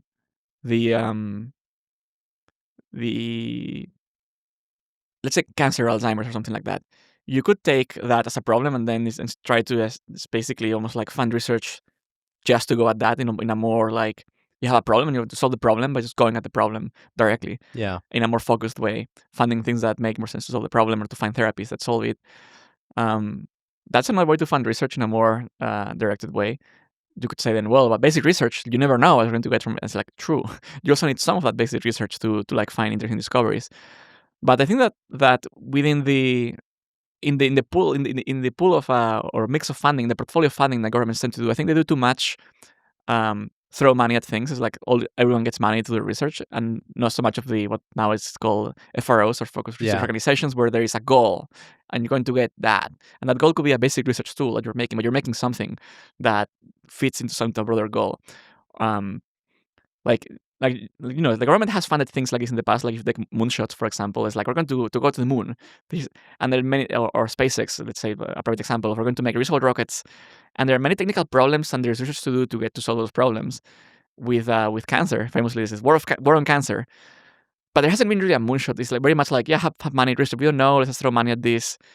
It hasn't felt like an iterative building on top of each other, kind of like walking towards a goal. It's more like there's lots of research. Postdoc joins a lab, do some research, publish the paper, they go somewhere else. That it's certain stops.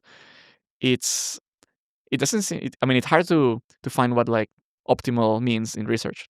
I guess at Retro, in our company, we try to answer that for ourselves in a company context, but at an economy scale, it's harder.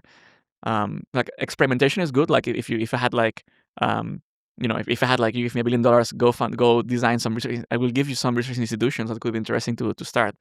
But are those the optimal ones? I don't know. They are the ones that I think should exist to get data to see what happens if we have them. Like, as an example, people complain that in science, the average age at which academics get their first grant to start their own lab is very late. Maybe you're 40, now you're Louis Pasteur, or scientists from back then, they became professor at 23 or 24.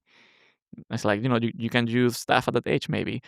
So what if you have the money and you make an institute and it's like, okay, everyone fresh off PhDs, you're all no PIs, you have a lab, you can just do research. What happens? Is it true that like youth equals like they maybe are more creative, they're not fossilized in their ideas, they're like more dynamic? Maybe not. Maybe they lack the wisdom of like being older. But how will we know if we don't give them a chance? So I'm like, someone should give them a chance. Let's see what happens. And that'll give us some data. That would not, suppose it's a great success, that would not prove that giving young academics tons of money is going to fix everything. It would show that maybe for that field, for those people, it did so. But then, and then to some extent in areas adjacent. But yeah, it's really hard to know because science is really changing all the time. Yeah. I'm curious then, how do you think about your role at Retro? You're the head of theory. So we were talking earlier about how that is just the absolute coolest title possible. I have a bunch of questions related to what we were just discussing, but you did mention there was a backstory to how you got that title. Yes. Yeah, so at the time, before I joined Retro, I was thinking of what to work on next. I was this project called Rejuvenome, where I was working on before, that had ended, and then I was on my first or my second O1 visa, I think. And it's like, what do I do next? I need to find something, otherwise I get kicked out. I'm like, well, I have a bit of a strange background where I've been from data science to electric cars, AI, and then Twitter. I was working at Twitter at some point. After we got acquired, and then bio. I'm like, okay, what next? Well, I guess I should be a founder because that's what everyone does. So I was thinking of doing a biotech company. That would be very cool, to build on what I had already learned in biology. And I thought, I was at the time interested in Alzheimer's. I wanted to really understand Alzheimer's disease. There's cancer was like too complicated at the time. Heart disease, kind of, we already know enough about heart disease. It seems very easy relatively. Alzheimer's, I'm like, interesting. People keep making these antibody drugs that keep failing. Why do they keep doing that? I'm like, that's weird. Let's investigate. And I was like, okay. And I found an idea to do an Alzheimer's company. And so I'm like, okay, let's ask for advice. So I had met this guy, Joe Betz-LaCroix, who's the CEO of Retro, the founder, at this JRC conference, I think in 2022, I think it was. And they were a very intriguing guy. I have also gotten advice from him in my previous project, Rejuvenome, to advice about like how to do mouse studies. I'm like, Joe, can I come visit and then let's get some advice? I was like, sure, come by. So then I came to Retro, and I saw the space, and I was like, wow, I have much to learn. The space being labs made out of shipping containers with hand-designed HVAC made by the CEO himself, and it's like, I was like, oh wow, you're allowed to do this. You can just, it's almost like, I guess it probably felt like, I don't know, biotech version of like showing up to, I don't know, to Tesla. They have this like tent assembly line things, or like SpaceX and seeing some crazy stuff. I'm like, wow, you can do this. It's like, yeah, can I join you? So yeah, I asked to join, and he's like, sure. It's like, what do you want to do? That was the origin story of ending up at Retro. I just wanted advice initially. Wow, the reaction though of showing up there and just seeing, I guess, like where the rubber meets the road, right? With like actually trying to build stuff is so like, yeah, it's funny. Like I don't know, the amount of work that goes into actually doing biology. Yeah, but it's also, so when I was doing Rejuvenome, when we started, I was thinking about, along with Adam Ravelstone, who was doing it for us now, we were thinking about how to start a lab, and we thought, well, option A, we could maybe outsource it to a CRO. We could have a lab doing it for us. We could partner with an academic lab and have them do, like, they already have a lab. We could just like host it there, the project. And then we kind of thought, well, we could build our own lab, but like that's complicated. And then the idea that you could just take a warehouse and put some shipping containers and make them into rooms and make labs, just, it's not that I thought about it and I thought like this is crazy. It just didn't cross my mind. It's like, to some extent, that's what agency is. It's thinking of the unthinkable. I mean, like, wow, I need more of this in my life. And I've met some people who have who have done like genetic what's the term? Like they've done genetic engineering on themselves. Like I've met people who've done like what is it called? Electroporation to like put Hmm. plasmids into their Yes. like one of their muscles to put what's it called? Follistatin in Hmm. there. Right now there's a company that's doing that down in Yeah, Prospero. yeah. But like man, that is agency. Like there are people in Silicon Valley, electrocuting one of their muscles to put to put plasmids in there. Yeah. And so that's the real story. And then I was thinking about what do I have to contribute to retro? I thought it's like, well, it's like, what do I know how to do? Well, I know how to think about stuff and look at the reviews, and that's what I've been blogging about for the past 15 years, I guess. And I know how to, I can do software. I've worked as a software engineer before. And so I joined in a very, the CEO was like, okay, you like thinking, what if just head of theory? I'm like, sure. So that was kind of how it came by. Now, nominally, we have, at Retro, we kind of like semi-abolish job titles, so we are not super like, we don't really use them internally. We're just like, we use them externally to explain what we do in a concise way, but we're not really attached to them. But that's kind of when I joined. I helped modernize our computational biology infrastructure, bring standards, a bit better tools, a bit some libraries we have there, which we still use. And then these days, I guess I recently got back into building internal tools. Now we build this thing called Retro OS. It's a vibe coded tool that handles many things at Retro, from like data visualization, label making, sample management, bunch of other things. But also mainly I help people think. Sometimes I was talking to people, okay, someone wants to do experiments. I have this like option A, B, and C and D. Which one should I do? And we just talk about it, and like I just give my thoughts on it. Sometimes we're thinking about questions like how should we choose what to work on at Retro? Which program should we start? Is it worth doing iPSCs? Or like, what does the market look like for osteoarthritis? So I will go and do research on those things, and then talk to the relevant teams, being like, here's what, or there's this company working on this, or I will find new opportunities, or I will. It's kind of like broadly and concisely, I help people think and give them the information they need to do their job, either by means of building tools to visualize information, or like so they can see it, or I will just like do it myself. So once super intelligence is here, are you going to be the most replaceable person or the least replaceable person? I don't know. Like so far, I try to use like ChatGPT and other things of the sort. And I don't find it really helpful for like what I do. I mean, I must use it as a second Google of sorts. It's for the same reason that blogging hasn't been yet replaced. It's almost like what I do to some extent involves thinking about things that we're not thinking about. I think that once you know which question to ask, you can get a decent answer from an LLM. But how do you know what question to ask? Because like by definition, you're not think if you already knew, or like if you already knew you have a problem, now it's easy to solve it. But sometimes people have problems and they don't know they have them. And that's what I spend a bunch of time thinking about. What are the things we as a company are we not thinking about? Yeah, we talked about agency before. Like it does seem like the most powerful thing in like thinking is choosing what to think about, right? Like having agency over choosing the right questions. Yeah, and that is an interesting one. I wrote a blog post about agency recently. I was thinking about this, how to be more agentic. And there is something about like just being like sometimes, for example, this retro OS thing I described that many people use at retro now. There was a week where I was just like being like, what do I do now? It feels like things are going fine. And I was just going and walking around the block. And then I was like, wait, I could just build this thing. And it was initially a small thing to solve a small problem. And then it became this bigger thing later. So sometimes you have to just be in the right environment and just paying attention to what's happening, and then the right move comes out. Just we will notice those things. Um, Instead of just trying. Sometimes you have to not try to get what you want. Strangely enough. You brought up your retro OS. It reminds me something I've been wondering about is if one day we're going to have some type of human OS, right? Like, are we going to have a software layer for our biology? Is there going to be something that as simple as like coding, we can alter basic things about our biology, which means, cure cancer, maybe give yourself wings if you wanted wings at some point. Or like, are we going to do you think one day we're going to have that layer of engineering control? And if so, like, what do you think that's going to look like? Unclear. There are like a lot of things there. It's like the OS part kind of seems to imply, let's say, like a personalization aspect, but some of the things are. I mean, human biology is pretty universal. It's like we're all the same kind of guy deep down. Like so, um, so I guess like one version of the question is how far could we take biology? How much could we change ourselves? And it's like well, we shall see. Like aging is maybe the easiest one. You could say growing, like aging is like there's a path from like young to old, and you can point back. But let's say growing a third arm, well, it's like that doesn't happen by default, right? It's like how do you cause it to happen? Can't even be done. So that seems harder to do. I mean, it's like if you ask me, okay, 100 years into the future, we can grow a third arm. What does that look like?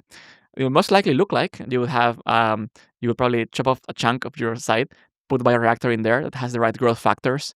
Maybe you have to have something else around it, and then to trick the environment to think that this is kind of up here, so that another arm kind of grows. And then the good thing of bio is that then things are plug and play to some extent, so nerves and things may just connect. So you may actually get eventually um, that may be usable. Michael Levin did a paper on this where he was trying to regrow, I think, the legs. I don't know if it was chicken or like I forgot what it was, but same thing where you basically cut off the limb, attach bioreactor, and then you try to have growth factors. Very early stages, but that's what it might look like. What you would have in that cocktail, I don't know. All right, awesome. We covered a bunch of ground. Anything else you feel like talking about? I don't know. I guess like one fun one. I guess one musing I have is that. So when I first got into, well, so before working in biotech, I was working in tech. I was working in AI. In a way, I felt I left when everyone joined. It's like it was too crowded. And there are so many smart people in AI, and biotech feels like in a way the money and the attention and the talent it's absorbed. The VC money is absorbed by AI these days. So I feel like, damn, we're so lonely here. Please everyone come to biotech. So because a lot of AI is going towards software engineering, like automating software engineering, and there's so many smart people in software engineering. One hope, maybe prediction I have, is that salaries will go down in software. Like the software markets are going to like get crunched down, and then those people will have to go somewhere else. I hope that somewhere else is biotech, because we really need more people working on these problems. Yeah, I mean, that's one of the goals. Really, the main goal with this podcast is to get a wider audience for the exciting longevity biotech research that is being done, right? And like in the hope that, yeah, we can inspire like software engineers and people to want to work in this space. Hmm. What do you think are the high, like hopefully economic factors will push people into the space? That would be amazing, right? Even better if it's not because of declining software engineering salaries, but if it's because of, increasing bioengineering salaries, that would be amazing. Yeah, I mean, I guess I haven't tried like Alto Space more than other companies, famously, but yeah, biotech. Yeah, you could say that it's partly because we have this power law dynamics happening in software, where you could like hack something and then you have like this potentially unbounded high upside. Whereas with even Novo Nordisk, for example, or Eli Lilly with this GLP-1 boom, there is a fraction of Nvidia, for example. So that's an example of. But now suppose that all collapses or like becomes smaller, then relatively bio becomes. It's like you could say, well, what is a high salary? It's like what determines salaries and productivity, or like is there such thing as a 10x or 100x biologist? The thing is, because of even if you had one, then the feedback loops are so long that figuring that out takes a long time. Like if you're a really good engineer, you can just see that in a few months. It's like, oh, this person is cracked, and then you're like, okay, now they can ask for more money. But in bio, you could be the smartest person on earth, and people will be like, show it. And like, well, give me 2 more years, and then or maybe 10 years if the drug has to be approved or something like that. So I don't know. Bio pays reasonably well. It doesn't give you the software money, but like it gives you meaning. What do you think are the things that need to happen in order to get the same sort of flywheels that we have in tech, to get those to happen in biology? Like, I think one of them is clearly we need like faster feedback loops. Yeah, I mean, one is to some extent working on the right problem. Like if you think of like what is biotech? So what is biotech and pharma working on? Like to some extent, for a long time, they have this drug for this disease in this patient population is very small things that you cannot really scale anywhere else. GLP-1s are like kind of a revolution, because like not for the first time, but like they work for everything. Like because obesity affects many other diseases. Like if you're like obese, you're going to have more arthritis, more like loss of mass, everything else gets worse. So you basically address all of the diseases, and you can sell it to everyone. So you have this like bigger profit margins. So then, to me, the obvious thing is like most disease or most things people complain about over the health are age-related. So if we had an aging drug, for example, your market is everyone. It's not any longer like this patient, this cancer patient, or that small population, or this colorectal cancer is like BRCA1 positive or HER2, whatever. Breast cancer is more like it's everyone. So now you have something that you can just scale. maybe you use it in this disease. I mean, retro is that's part of our strategy. You build something that works in a smaller place, but then the same thing unchanged, you can in principle just take everywhere else and just keep applying it. So to me, that's to me the only way to really make biotech company that looks like a tech company. To be like, well, what's it? Go for the biggest market. The market is everyone. Everyone is aging. Um, so that's to me the answer. You brought up something really interesting, which is the there's no clinical pathway in the FDA to get aging, a drug for aging approved. Well, I mean, that's not so sure though. I think that there is a way if you had one. Yeah, so I was gonna say, like, it's a good. The thing is, though, like, of course, if we had something that treated it, like, you would find a way to get it approved. But it's Yeah. hard. It's hard to demonstrate. Yes. So that's one big issue. But the other thing it makes me think about, though, is because it's so hard to demonstrate prevention of aging, people are very focused on, like, what Retro's doing and other companies on treating a specific disease and then extrapolating from there to treating Yeah. to doing rejuvenation. Yeah. But it makes me wonder, like, there's a fundamental choice there between rejuvenation and prevention. And something I wonder about is it possible that prevention actually would be easier and we're barking up the wrong tree? No, prevention is easier to do potentially. It's harder to prove. Like if you have someone with osteoarthritis, you give them something and now the OA is gone, you can just see that in a month and then you can get an approval very quickly. If you tell someone now you're aging 10% slower, they're like, I mean, the trial might take, let's say, 5,000 people. Maybe you take them age 65. I think it would not be that crazy to do the trial for aging. If you really believed you had something that really works, you could just go on to the trial. But reversal is very appealing. Like if you have Alzheimer's, now you know Alzheimer's. If you have, you can see the kind of this step function change versus with decline. You're seeing this like changing the slope of decline, which is harder to see. So, I mean, from a maybe even financial point of view, from a biotech company building point of view, it's much more appealing to try to do reversal where you can. So, for example, at Retro, we have a treatment which involves replacing microglia in the brain, which are maybe at 10% of cells in the brain. Would you imagine applying to? You could give it to a healthy person. You could give it to people with Parkinson's potentially. But we think, well, in theory, someone with Alzheimer's, that might stop their disease there where it is, and whereas something that might slow decline a bit, that takes longer. I mean, I guess personally, I like taking big swings that maybe they're a bit out there. Like, but if they work, you will see it very quickly, and then you can get your losses. Like in trials, you have phase 1, phase 2, phase 3. If you have a very small effect size, you need a big trial. If you have a big effect size, you don't need a big trial. So if you're always aiming for these big effect sizes, if it doesn't work in this, you test it in 3-4 people, doesn't work, you don't need a big trial. It just doesn't work. Just move on and do the next big thing.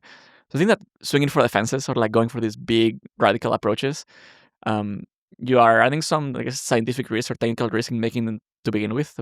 But then you don't really have to do the gigantic trials. You just do a small trial in human, and then you get tons of signal from there.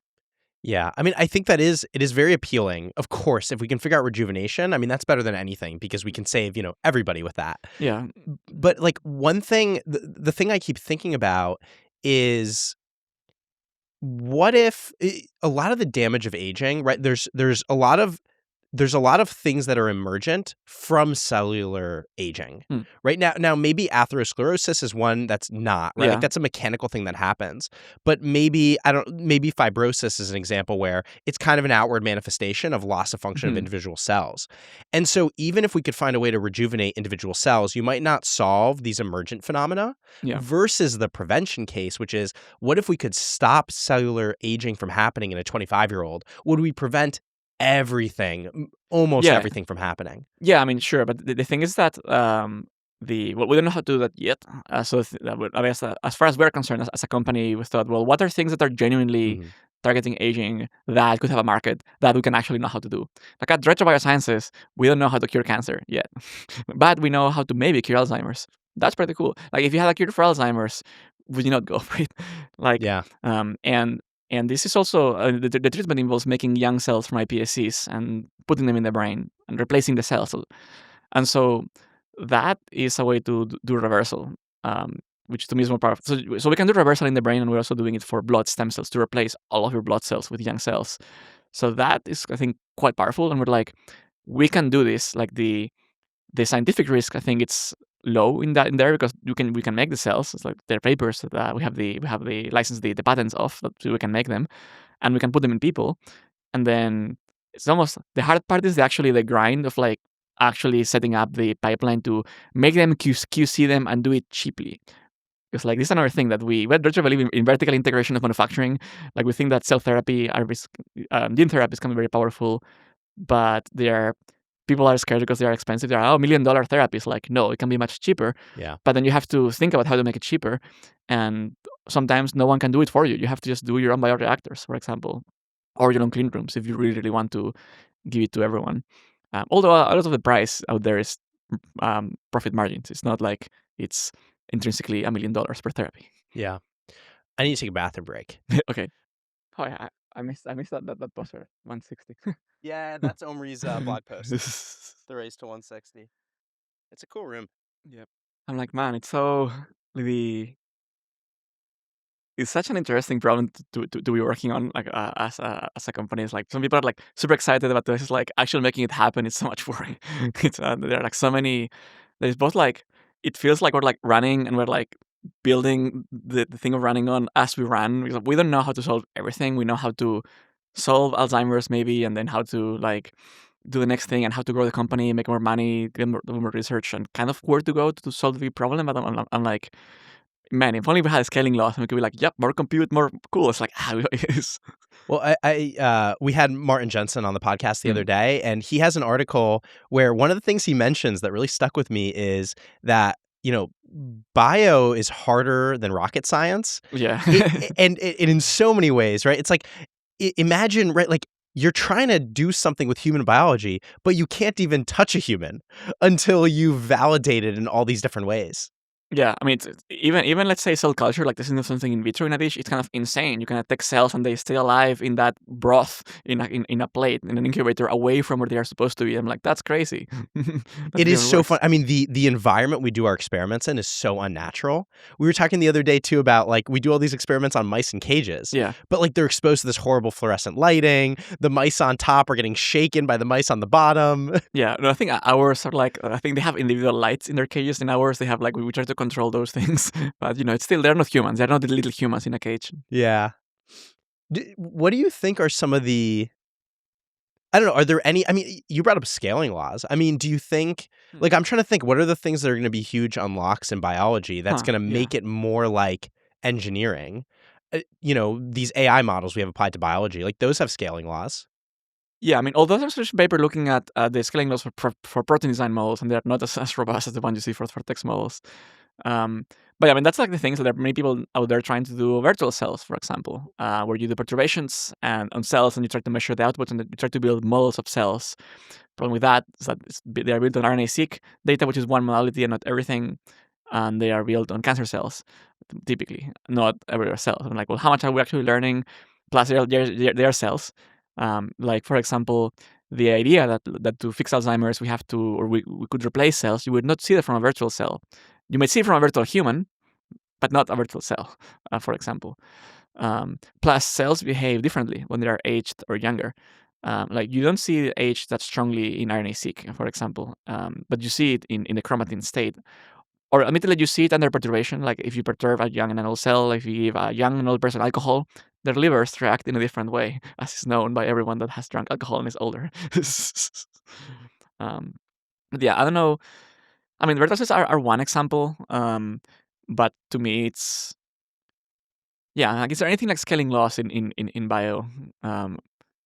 It's, I mean, it's like if one plots, let's say, lifespan extension and time, one doesn't quite see a scaling law.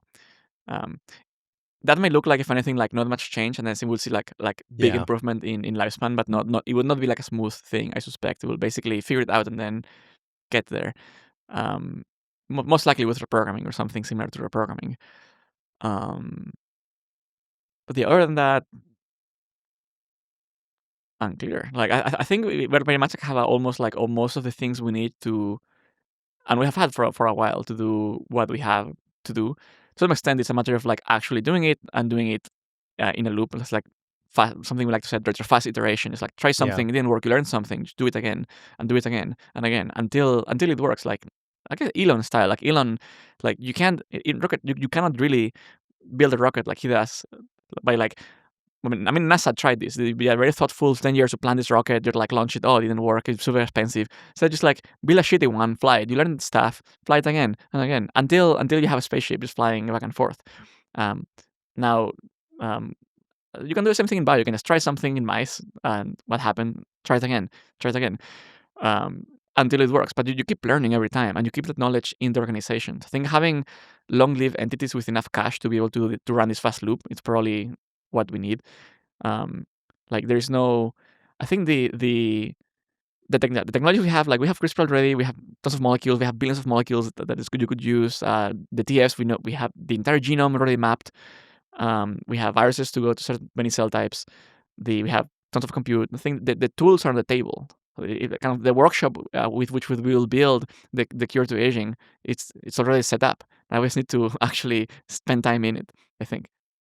So there are a few companies doing, I think, things similar to what like New Limit is doing, which is like, New Limit is doing all these perturbation experiments, testing out different transcription factors and seeing the result on aging. Yeah. I could imagine that kind of data. Yeah. That could give you a pretty good AI that, maybe that AI can essentially identify all the different programs that you can run in cells. Yeah, I mean, so Nulibit is different from the one I described earlier. So they are doing it on primary cells. They're doing it on real human cells, not cancer, and they are doing TFs. So it's a very good strategy. We're doing something similar, I guess, in our digital programming program. More with changing proteins than testing combinations. But even then, that has a limitation. Like if you're testing TFs, and then you need to deliver them to cells. And you're like, well, okay, you can. What is New Limit working on? They are trying to rejuvenate the liver. So I mentioned earlier, if you deliver HNF4 alpha to the liver, or something FOX1A, you can also rejuvenate the liver. Cool. Now you can have a younger liver. How many people die of liver disease? Assuming they are not super fat and they don't have hepatitis, not many. Like few people notice their aged liver. So you could say, well, maybe you get longevity effects a little bit everywhere because your liver is younger.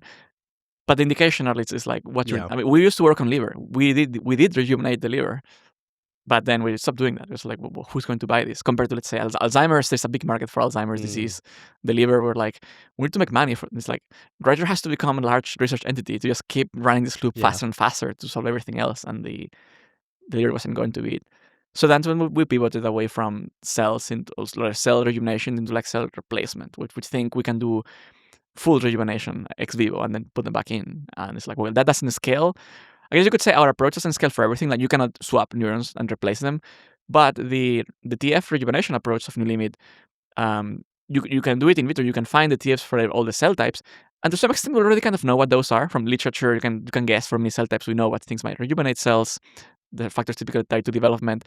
But getting them there, getting them to the right cell type across the body, that is a hard problem. That everyone in the field is like, someone else will solve this delivery problem. I think it's not. It's like, I don't know if we will ever solve it like that easily, or early enough compared to these other approaches. Like the TF approach, you can deliver to liver, spleen, lungs, skin, possibly joints. You can inject there. Maybe the cochlea, the ear, like small the eye compartments, but not super systemic. Except unless you have factors like factors you can use everywhere. But that's the one limitation of that approach of using TFs for rejuvenation, or if you look at TFs. Is there a delivery mechanism, some new technology that you're most excited about that might solve this?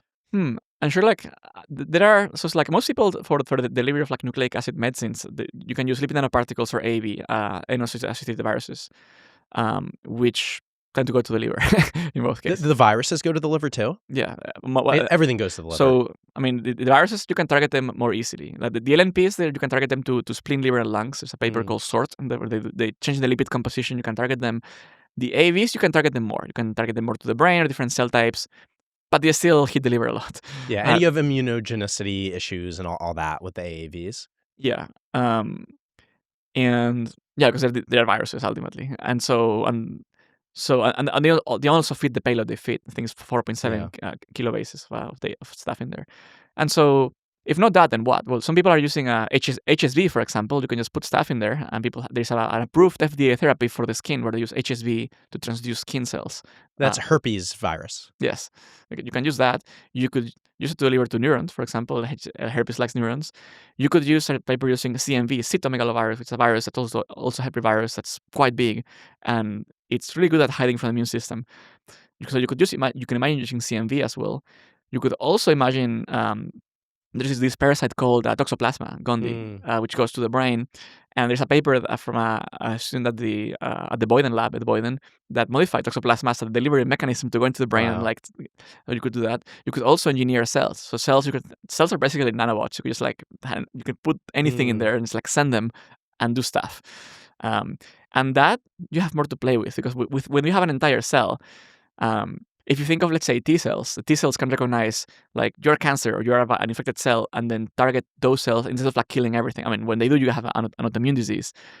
But you could imagine building circuits where you have a T cell that goes around, and when it finds a hepatocyte, goes you're a hepatocyte, have the hepatocyte rejuvenation factor, and only to those cells. And then it keeps going around throwing factors to who needs them. So you could imagine building a cell therapy for rejuvenation, in that way, where you have these rejuvenating cells going around at some point. Who is that happening? Who's building that? I think the closest to that I've seen was this paper from Guanghui Liu with FOXO3-aided MSCs, mesenchymal stem cells, where they inject them. I mean, that's in that paper, but basically what it was to engineer FOXO3, this factor I mentioned earlier that boosts DNA damage repair, into these cells, and then inject them into these monkeys. The issue is that these cells, they were made what's called allogenic, so they are from a different, in this case, monkey or a human, and when you put them in a different being, then you have immune rejection. So the cells release their cargo, they rejuvenate around, and then they die. So you have to keep dosing. However, if you were to do it autologous, where it's made from your own cells, but there's no reaction, things might be different. Now, people tend to shy away from autologous because they say it's so expensive. You need to make a therapy for every person separately. But we think that with good enough bioreactors, we're able to make it cheap enough for everyone. Yeah, I have to imagine eventually we can figure that out. But it also makes me, I guess I wonder, what are the technological advancements we would need to get to a point where we can have fully programmable, let's say T cells, for example, right? Can you run code in the T cell where, like you were saying, when it's around the liver cells, excrete the liver rejuvenation transcription factors and so on in each tissue? Yeah, I mean, it's to some extent we already have CAR T cells, which basically say, if you have, let's say, an antigen like BCMA or CD19, this would typically be cells. If this, then that, kill. Now we have even AND gates on OR gates. There are labs working on pathway engineering where you have entire signaling pathway designed. So the building blocks are kind of there that you could have. And so you'd have to find, let's say, receptors in the given cell type of interest that your cell binds, and then you basically, T cells, the way they work normally, they will detect the thing they want to kill. They will make a tunnel and throw things called granzyme and perforin to throw them into a cell just to kill them. Now you could imagine them throwing something else, maybe. That might require tons of directed engineering to get there. Yeah, but I guess I just imagine, you have a receptor for the right antigen. Maybe you have a bunch of different receptors for different antigens. And then that receptor on the inside of the membrane, right, attaches to different payloads, right, depending on which payload you want to deposit. Yeah, so the thing is that if you were able to have a system that can deliver to one cell type one given cargo using the cell therapy approach, that the problem is basically solved, because these things are fairly modular. You could basically, in the CAR T case, there's from a paper called FAP-CAR, where you have a chimeric antigen receptor against the fibroblasts that produce fibrosis. So you can clear fibrosis with a CAR T. You can just swap the CAR, and then you can just have anything you want in there. So we have ways to just kill any cell type kind of with CAR T, in a very programmable way, just like CRISPR, I guess. And then the question is, well, programmable delivery, that's having secrete this, put this into a cell if and only if. Yeah. That we don't have yet. Why not? It seems like the solution, right? I haven't looked into it yet much. I'm I guess we're busy making cells to just replace them. But that could be one pathway to this universal delivery. And it's amazing. I mean, you think about, you're so limited with the cargo you can fit into a virus. I mean, you can fit so much into a cell, so much machinery for coding whatever result you're trying to achieve. Yeah, I mean, you could plausibly. I mean, the thing is, you also need some even an easy example. Suppose you have the Yamanaka factors on this T cell, and then you find a cell, and maybe you find some age-related marker in the surface and inject the Yamanaka factors. maybe the cell goes too much and now you have like a tumor or Yeah. something. So you need to maybe find a way to so the cell stops doing it at the right time, or maybe the things you're like infusing into the cell are self-limiting in a way, so that regulation is also built. This is, I think, one of the biggest constraints for rejuvenation. That like if you push too much, you might get side effects. Like even in the non-Yamanaka approach, we're doing, let's say, a TF for the liver or a TF for the skin. Maybe a cell type for which that's good, it's not good in a different cell type, and so you need to make sure things are going to the right place. Um, I mean, that's something we're working on as a long term. We want to rejuvenate in situ. But in the short term, in a way, it feels like a gigantic hack to be like, we can make young cells outside, then Yeah. and then Yeah. just put them in, and then we can like swap like 80% of your cells, which are your blood cells and your microglia. I'm like, who's working on that? No one. I'm like, we should do this, and that seems very much like doable. Like right now, Yeah. there was no. It felt like it's one of those strange cases where people say ideas and magic execution is everything, but in this case, someone else could have. It's not like rocket science, you could say. But like no one had the idea had been there, but no one believed strongly. Sometimes believing strongly in something is the mode. It's just strangely enough. Yeah, so I mean, you guys are sidestepping the delivery issue because you're doing the genetic engineering on cells ex vivo, right, outside of the body. But then you have a new issue, which is another form of delivery, right, which is how do you deliver those engineered cells into the body? Well, but that's an easy one. Or I guess we chose to circumvent that issue. So, for example, in the LNP-AAV case, you could say going to the liver, very easy. That's where, in our case, HSCs, hematopoietic stem cells, in the bone marrow, and microglia in the brain. If you just inject them, they know where to go. That's the beauty of them. Cells, so it's like cells are where they are because they have receptors that um, that signal to them that they're in the right place. So it's like we have known for ages that you can get bone marrow transplants. Hmm. That's you can inject bone marrow cells into someone's blood, and then the cells just find their way into the bone marrow, and it's like I'm here, and it's like grafts there. Or microglia, if you inject them into the brain, then they will like spread and take over your brain because that's what they do naturally. Oh, so you just need to inject the microglia like into the CSF or something. Yeah, And then it just, right, because they're very mobile, right? They move all throughout the brain. they are meant to move, and HSCs are also meant to like HSCs they know how to navigate the blood, and we Hmm. already know you can do bone marrow transplants. So this is not a sci-fi. You can just literally people do bone marrow transplants. And how do you kill the bad microglia cells? So there are different views on this. So there are a couple of approaches one could do in the literature. One is so many cells, including microglia, have receptors that tell them stay alive, that are constantly being activated by cells around them. So cells around them might secrete something called CSF1 or IL-34, and microglia goes like, yes, I'm in the right place, I'm alive. If you were to block those receptors, the cells are like, oh, I'm lost, and then they die. So that's one approach you could do. You could block those receptors. Another approach could be relying on outcompetition. So the old cells, so the incoming young cells might be able to survive longer. So cells die and divide in the microglia. So you could imagine that the young cells might slowly, by turnover, slowly replace the old ones. The old ones maybe are damaged, maybe the new ones will eat the old ones. So those are two approaches for that you could have. For the bone marrow case, it's the same. So right now people do chemotherapy or radiation to ablate the marrow, but you can also block in these cases CD117 or c-KIT, the receptor you have to block, and then they die, and then you can like put new ones in there. So those are two approaches. As again, we don't know how to do this for every single cell type yet, but those two seem to be like, Yeah. or like, yeah, I think if all we ever do, you could say, if all Retro ever does is to replace all the HSCs and replace the microglia and cure Alzheimer's, I'm like, that's a lot. There was a paper out of Calico from Oliver Hahn's lab Yeah. recently where I think it was microglia, Yeah. where, he showed that if you put young microglia into an aged brain, the young microglia aged at an accelerated rate. Maybe. So the thing with that paper is that they were not really microglia. This were Right. so microglia are like weird in a way. So microglia are the tissue resident macrophages of the brain. They kind of clean up stuff. Macrophages are like one way in which they get made is from these HSCs from the bone marrow, and if you inject HSCs into the brain, they become microglia-like. Real microglia, the ones in the brain, are not like that. They are made in the very early on during development, and they populate the brain. Then the blood-brain barrier forms, and then they are trapped there. They self-replace inside the brain. There is no influx of these HSC-derived macrophages. So there's a different lineage of cells.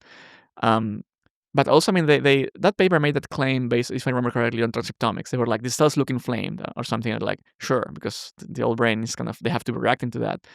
There are many other papers where they inject microglia into Alzheimer's mice, and the microglia might be inflamed, but when you observe things like brain-wide neuroinflammation or plaques or behavior, which are the things arguably you care about, those things improve. So, I mean, it remains to be seen when you put them in a human what happens. Because like I guess the theory here goes like the aged brain is inflamed and is damaged in some ways. The inflammation is coming from the microglia to some extent. They are more pro-inflammatory in the old age, so replacing them to a large extent should help lower the inflammation at steady state in that brain. Um, and so if suppose microglia replacement turns out in our case we fail, we replace them, but they don't really do anything. They're like, great, let's replace the astrocytes next. Let's replace the lymphocytes next. And at some point, if you replace, you're like, come on, if you replace everything, at some point you have to have fixed the problem, right? It's like, where's the thing? Now, if even that doesn't work, you could also think of editing the microglia to make them more resilient to that environment, so they can take over the brain without getting dysfunctional. So the thing with this therapy, with the microglia approach, is that if the wild type doesn't work, you just keep editing them. You can make super microglia and then just like keep going at it until it works. And in a view, it should probably is like the even though the approach sounds kind of crazy, it's like replacing all the cells in the brain. It's in many ways much easier than doing molecule therapeutics. With the molecules, you have to each molecule is its own thing. You have one target. You're like the toxicity can be different. You change the molecule a bit. You don't know what to happen. Microglia are very safe. You can like, edit them, change them. There's no cancer for microglia you can get so far as it's known. So you could basically, we know that if we were to make a gene edit and test it, it will probably be safe. Like it's not like the cell will just like go somewhere else. And if it's not effective, just try again. And so, when do you think you'll have Alzheimer's disease cured? Unclear. So that program, I think we have it for we're also testing another drug this year for Alzheimer's, as a molecule drug. But the microglia one I was describing, I think it's 27, 28. I think we're taking it to trials, if I remember correctly. So it's a bit still into the future. But it's mostly we're doing the kind of the QC and like getting it into a kind of like FDA ready shape, and then testing it as well in models of AD. Because in this case, it's tricky because in Alzheimer's mouse models, you cannot just put human cells in them. And mouse models where you can put cells in them don't have Alzheimer's. So you have to like create a strange transgenic mice. Right, like mice don't naturally develop Alzheimer's. Indeed, you have to like fuck them up to give them Alzheimer's. And even then, it's Alzheimer's. It's not really Alzheimer's. Yeah. So important that just because something works in a mouse doesn't mean it'll work in a human. Similarly, just because something doesn't work in a mouse doesn't mean it won't work in a human. Yeah, mouse is not just small human. Yeah. It's pretty different. Yeah, which is also why I think it's important to test in aged mice sometimes, or to test across many models, not just because like it's possible to cure Alzheimer's in mice if you remove the amyloid plaques, it goes away, but you do that in humans and it doesn't really work that well. Why? Well, maybe it's the inflammation or just the aging wasn't there. So ideally for us, I guess maybe one of the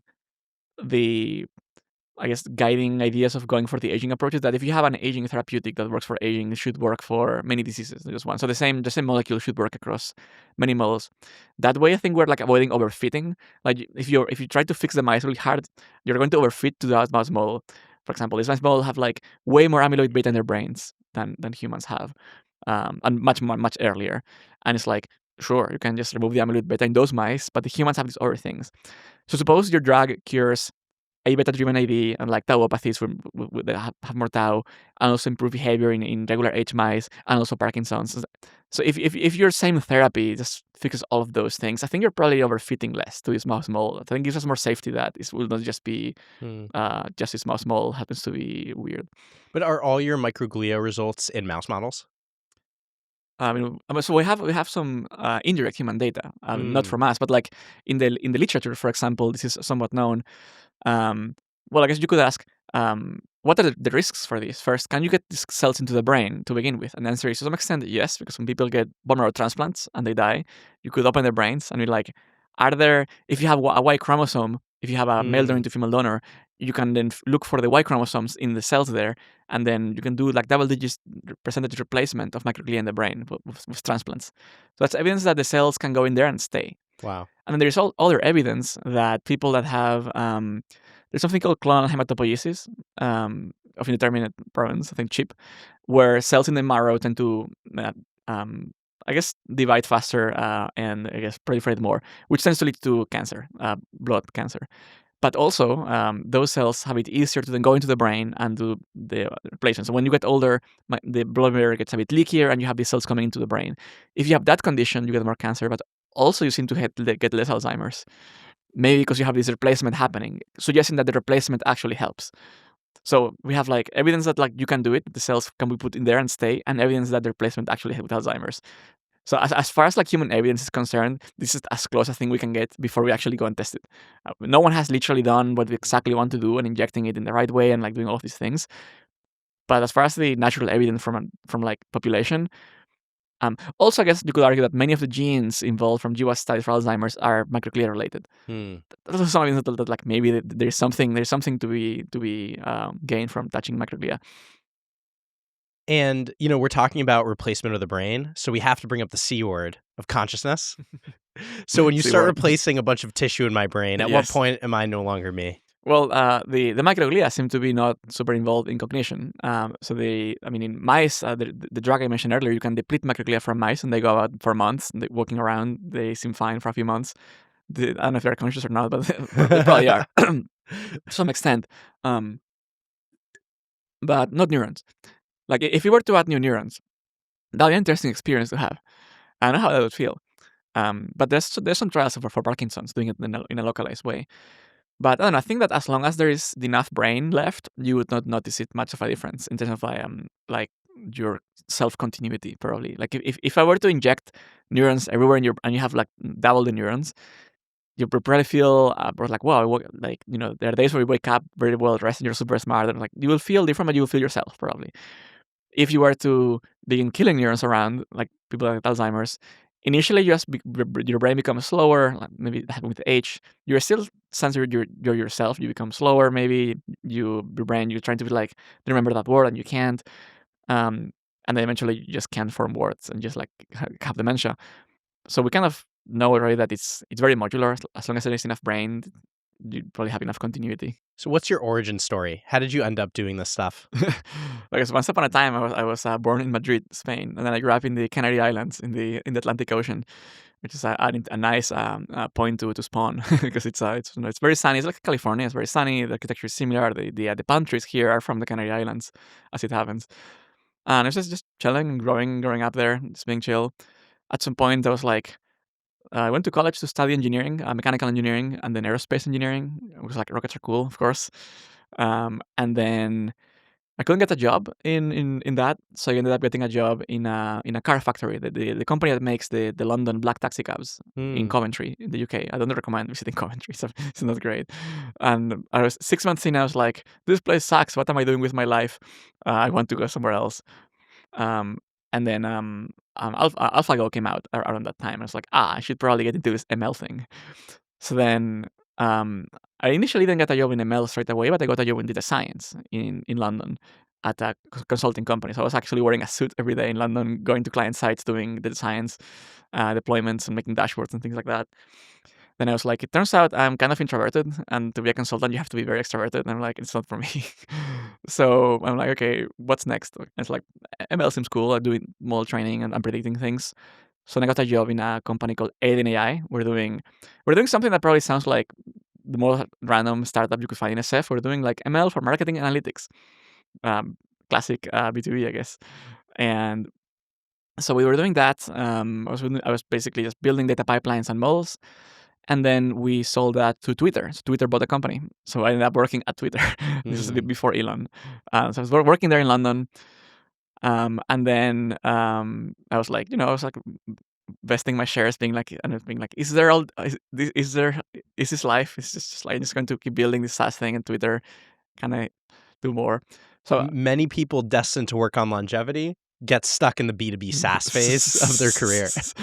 I was like, well, I remember I started visiting San Francisco, so I was visiting the SF. I was very online. All these people I liked from the internet were here, and it's like, yeah, what if I just find a way to move here? It's like, how do you even move to SF from the UK? And like, who's going to hire me? Why would you hire me or something? I'm just a guy with a blog.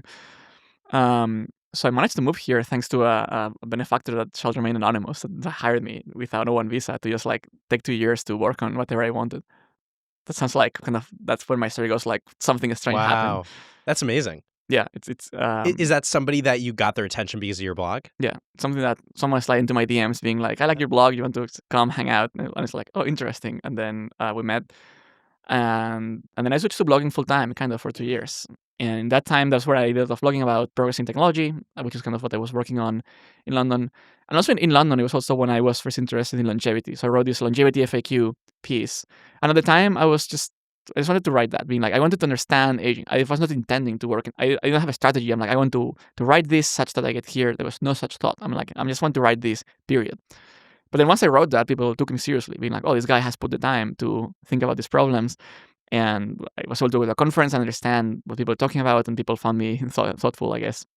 And so eventually, once I moved here, I was able to then raise money to do something. I guess once you read enough papers, you develop a sense of taste of like what's missing. And to me, what was missing is the idea of combining interventions, being like, what if we did, like, if this works and that works and that works, rhomycin and telomerase, whatever, what if we do that at the same time? No one I hadn't seen much of that. I remember talking to Laura Deming, who's also in longevity, now I guess doing cryo, and about this, and she was like, well, it's like, we don't know. No one has really tried to do these combinations. I'm like, I want to try that. So that's when I started Rejuvenome. And then after that, I came Retro. So it felt like I didn't really like master plan my way here. It's more like in the moment, things that made sense. I'm like, yep, it seems like the plot demands that I do this next action, and I did that. Amazing. Where can people go to follow your work? So you can find me at my blog at nintil.com and nintil.com, or on Twitter as artirkel. And you can search my very long name, and there's only one of me, so that should be easy to find. Thank you for joining us on the podcast. Thanks for having me. Thank you for listening to this episode of the Free Radicals podcast. If you enjoyed this episode and would like to support us, the most helpful thing you can do is share this with a friend that you think might enjoy it too. And please also leave us a 5-star review on Spotify, Apple Podcasts, and like and subscribe on YouTube. It would really mean a lot. I'm Daniel Schur, and my co-host is Eric Dye. Thanks for listening.